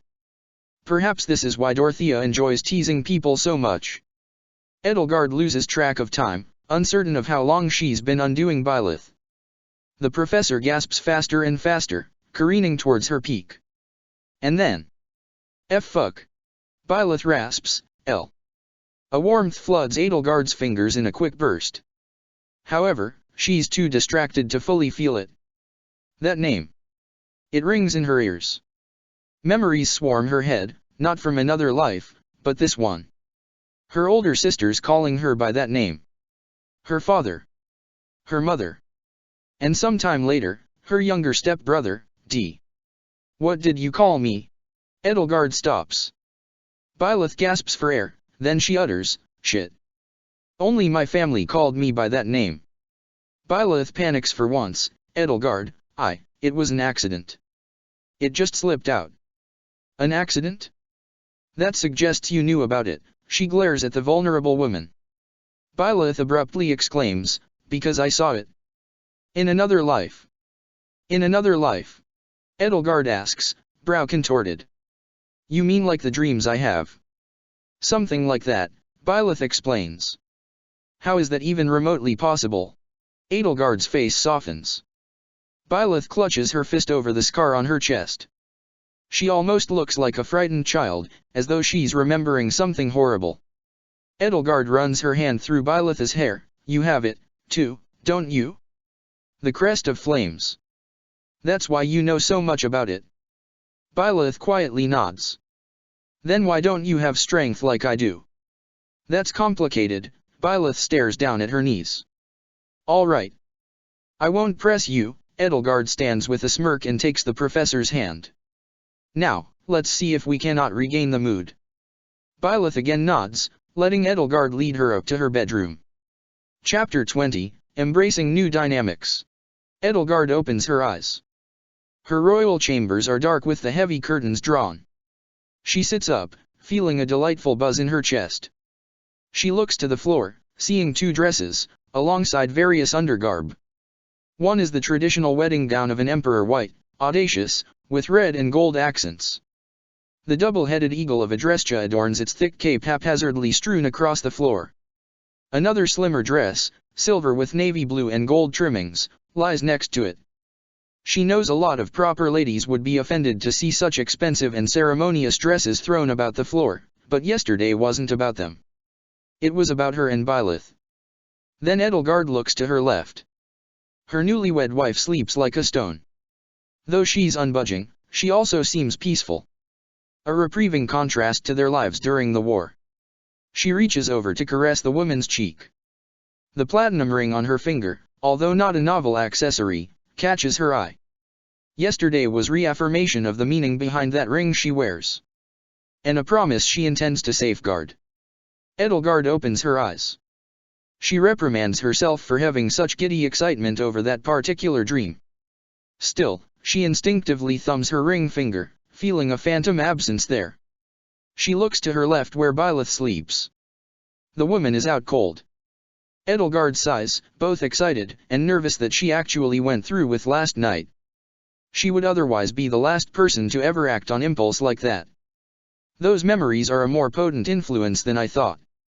The woman stands and begins to gather the clothes scattered around the floor. They're a wrinkly mess, and some pieces are missing, to boot. She finds Gerard charging in his corner, thankfully not being a nuisance and waking her guest up. In a sick bout of irony, her phone rings. The device chimes loudly while vibrating her entire nightstand. She drops the clothes and dives for the phone in a panic. Hey, Edie. Dorothea cheers from the other line. Nice to hear you up early. Edelgard quickly leaves the room, whispering, not so loud, Dorothea. Why are you whispering? Are you in a library or something? Her pitch lowers. That's not important, Edelgard says as she closes her bedroom door behind her. Did you need something? Well, we're on day 2 of operation, hang out with Mercedes. She finds that keeping busy helps. Anyway, Petra, Mercy, Money, and I are doing lunch. And you're coming with, the songstress asserts. I appreciate the offer. Edelgard's breath catches when she spots the missing clothes dispersed on her stairs and living room floor, but I have company over. Byleth again. Dorothea ribs. Wait, this early? Wait, is that why you were whispering? Wait, did she sleep over? Dorothea, please don't. Holy shit. Did you seal the deal? Dorothea's voice continually raises. Do not make a big fuss out of this, Edelgard demands. Holy crap, you totally did it. That was a lot faster than I expect. Dorothea, she shouts. Ugh, fine. Fine. I'll leave you be. For now. But we're not done talking about this, the songstress warns. Anyway, you two kids have fun. She hangs up. That woman's timing is atrocious. Edelgard picks up the garments spread around her house, then quietly re-enters her room. There Byleth is still resting. Edelgard is a bit jealous of how soundly the professor can sleep but also a bit relieved. Nevertheless, that doesn't erase the dread of knowing that Dorothea is hell-bent on meddling with the issue. Dorothea slides her phone into her purse and re-enters Mercedes' apartment. The doctor and Monica are having tea at her kitchen table while Petra tightens the bolts on one of her vibro knives. Mercedes smiles at her. Is she coming? Not with us, the songstress sighs, though her smirk is wide. Why do you look happy about Miss Eisner being unavailable? Monica queries. Dorothea panics a bit. Oh, she's busy. Doing what? Mercedes tilts her head. Don't say, doing Byleth. Chores. Why can't she just do her chores some other time? Mercedes frowns. Because they're important chores, Dorothea looks away. Songbird, Petra coos, you are being bad at lying. Okay, you got me. She's on her period and doesn't feel like coming, the idol feigns a pout. You are still lying. Your body language and strange face are telling me. Petra's gaze singes into her. Okay. She has company over. Petra asks, why is that excuse having shamefulness? Dorothea desperately tries not to glance at Monica. Oh. Mercedes interjects. Byleth is already over at her place, isn't she? Why don't they both come along? I think they're both coming along somewhere else, Dorothea sighs. What's that supposed to mean? Monica scowls. Money, the idol gives her a sorrowful look. I don't want to say it aloud. Why don't we just forget about them and go have some fun, yeah? The redhead's face pales. Why you're just teasing me again, aren't you? You like to tease people too much sometimes, Dorothea. It can be a bit mean. Money, please. Monica shakes her head. Stop acting like that. I'll think you're being serious. Miss Eisner is just learning about the history of Fodlan. That's what she said she's doing with the professor. Monica, Mercedes' hand gently touches her forearm. Perhaps it would be best to do what Dorothea says and forget about them. Monica looks up at Mercedes, noticing her pitying eyes. I'm not just going to forget about Miss Eisner. She's the future of this world. She deserves every ounce of my attention, and I'd be a horrible assistant if I just ignored her. I'm sorry, Monica. I phrased that poorly. The doctor shakes her head. I simply meant that it's best to focus on something else right now, since Edelgard seems to be engaged with private affairs. Stop it. You're both making it sound like she and the professor are in a relationship or something. Dorothea puts her hands on the redhead's shoulders. Money, I know you really care about Edie. Like really care. But she's. Perhaps you'd be happier with someone more your speed, you know? Someone who isn't your boss or your idol. Monica stares at the floor for a second, then lightly pulls Dorothea's hands off of her. I'm sorry, Merci, she says. I have to go. Her voice quivers as she abruptly exits the apartment. Sorry, Merci, I didn't mean to screw that up. Dorothea closes her eyes. It's not your fault, Mercedes sighs. It's nobody's fault. Sometimes people's hearts just collide together, or miss each other, in painful ways. Yeah, but we're supposed to be here for you. Not for some schoolgirl melodrama. The doctor smiles. Don't beat yourself up over it. And please, don't hold it against Monica, either. There are many ways a heart can break, and I don't want her forcing herself out for my sake. Just give her some time. I don't understand how you have all these fancy ingredients and kitchenware, and you still don't know how to cook. Byleth rummages through Edelgard's pantry and cupboards, prepping for lunch. I know how to cook, Edelgard glares. I don't believe you, Byleth shakes her head. Oh, hush. Byleth pulls a vibro knife from Edelgard's kitchen knife stand. What is this? Tactical improvising, Edelgard justifies. A doorbell peal emanates from Gerard, and he announces, you have a guest, miss. They appear to be Monica. Monica. Byleth's head uncharacteristically swivels in alarm. Yes, Edelgard nods. You haven't met her yet. She's my assistant. She turns to Gerard and instructs, let her in. Tell her we're in here. The redhead walks through Edelgard's house with practiced ease, knowing exactly how to get to her kitchen. She stands awkwardly in the entryway and stares at Byleth. Miss Eisner, Monica slightly bows. Hello, Monica. This is Byleth, that history professor who's been a big help to our cause, Edelgard explains with a smile. Byleth greets, pleased to meet you, though her posture stiffens. Oh, of course. Likewise, a sorrowful look tugs at her assistant's face. Edelgard breaks the strange tension. Did you need something, Monica? It's not like you to show up to my house unannounced. I just heard from Miss Arnold that you had started formally seeing the professor, she explains. Really? Dorothea said that. Edelgard expresses disbelief. Well, not with those words, Monica shakes her head. But she made it perfectly clear that you were romantically involved with Miss Byleth.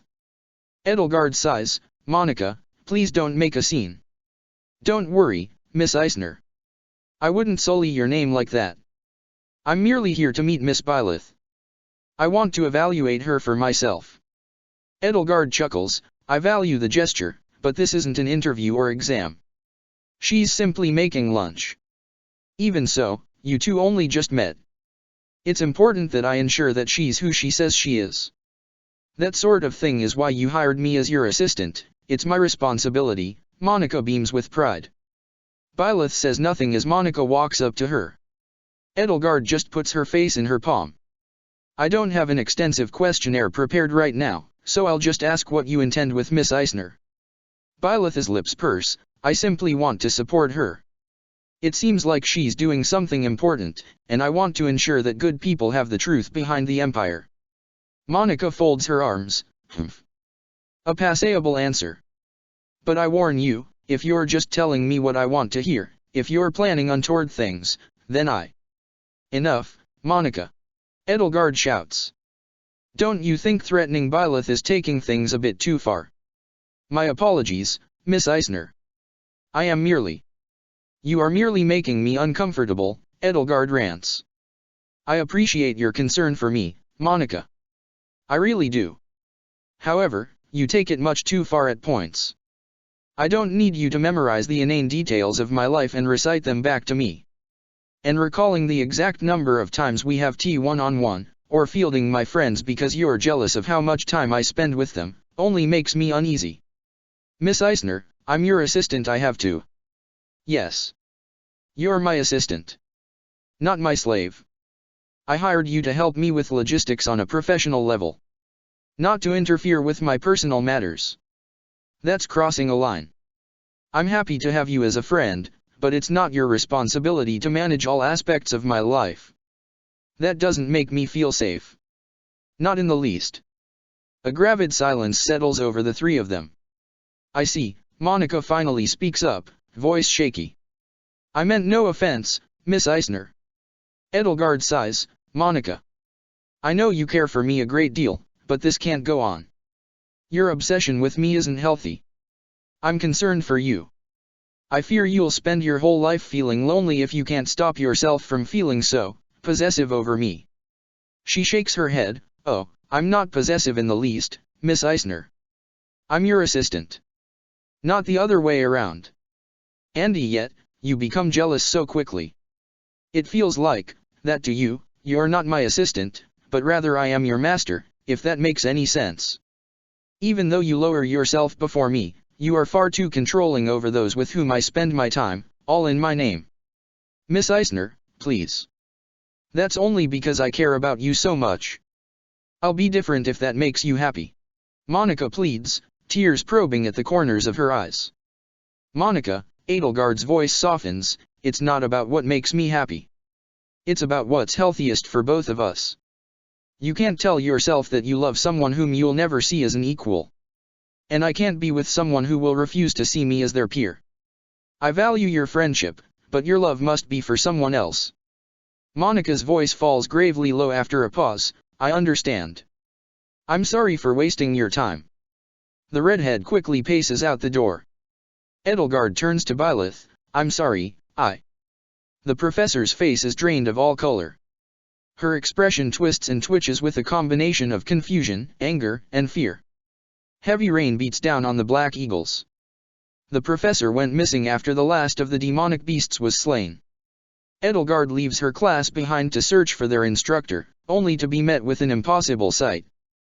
Byleth hunches on the ground, her back to Edelgard. There's a large, slumped figure she can't see pressed to Byleth's chest. Professor, what happened? The woman looks back at her, eyes streaming with tears for the first time. Why? Why would Monica do this? Why would she help them? Blood rivers through the mud, being pushed along by rainwater. A profane, jagged knife sits on the ground, stained. That's a difficult question to answer, Edelgard posits. Damn it. Of course this would happen. The Slytherers have been a thorn in her side at every turn. And now that wretched Kronia commits this atrocity. Seeing Byleth's face stained with blood and tears, she internally swears that she'll track down the witch, and ensure that she faces justice. Edelgard continues, it's likely that she was kin to Solon. Now come, Professor. We cannot stay here. You can't stay here. Edelgard gapes at Byleth for a moment. You recognized her, didn't you? She murmurs. From the other world. Byleth nods, she killed my father. I mean, she didn't. It was someone else. I am sorry. I shouldn't be reacting like this. She didn't do anything. Edelgard takes her face into her hands, you don't have anything to be sorry about. She kisses Byleth's forehead, perhaps I could help you work through it if you tell me about your father. What do you remember about him, either from this life or your visions? I can't say, Byleth looks down. All right. We can discuss that when you're ready. Now, Edelgard starts arranging Byleth's assorted ingredients. If you don't feel like making lunch, then the responsibility falls to me. No. I can do it, Byleth faintly smiles. I don't want you to poison me by accident. Edelgard grins, very well, I can take a hint. But I insist on at least helping. Check the description for the links to the author.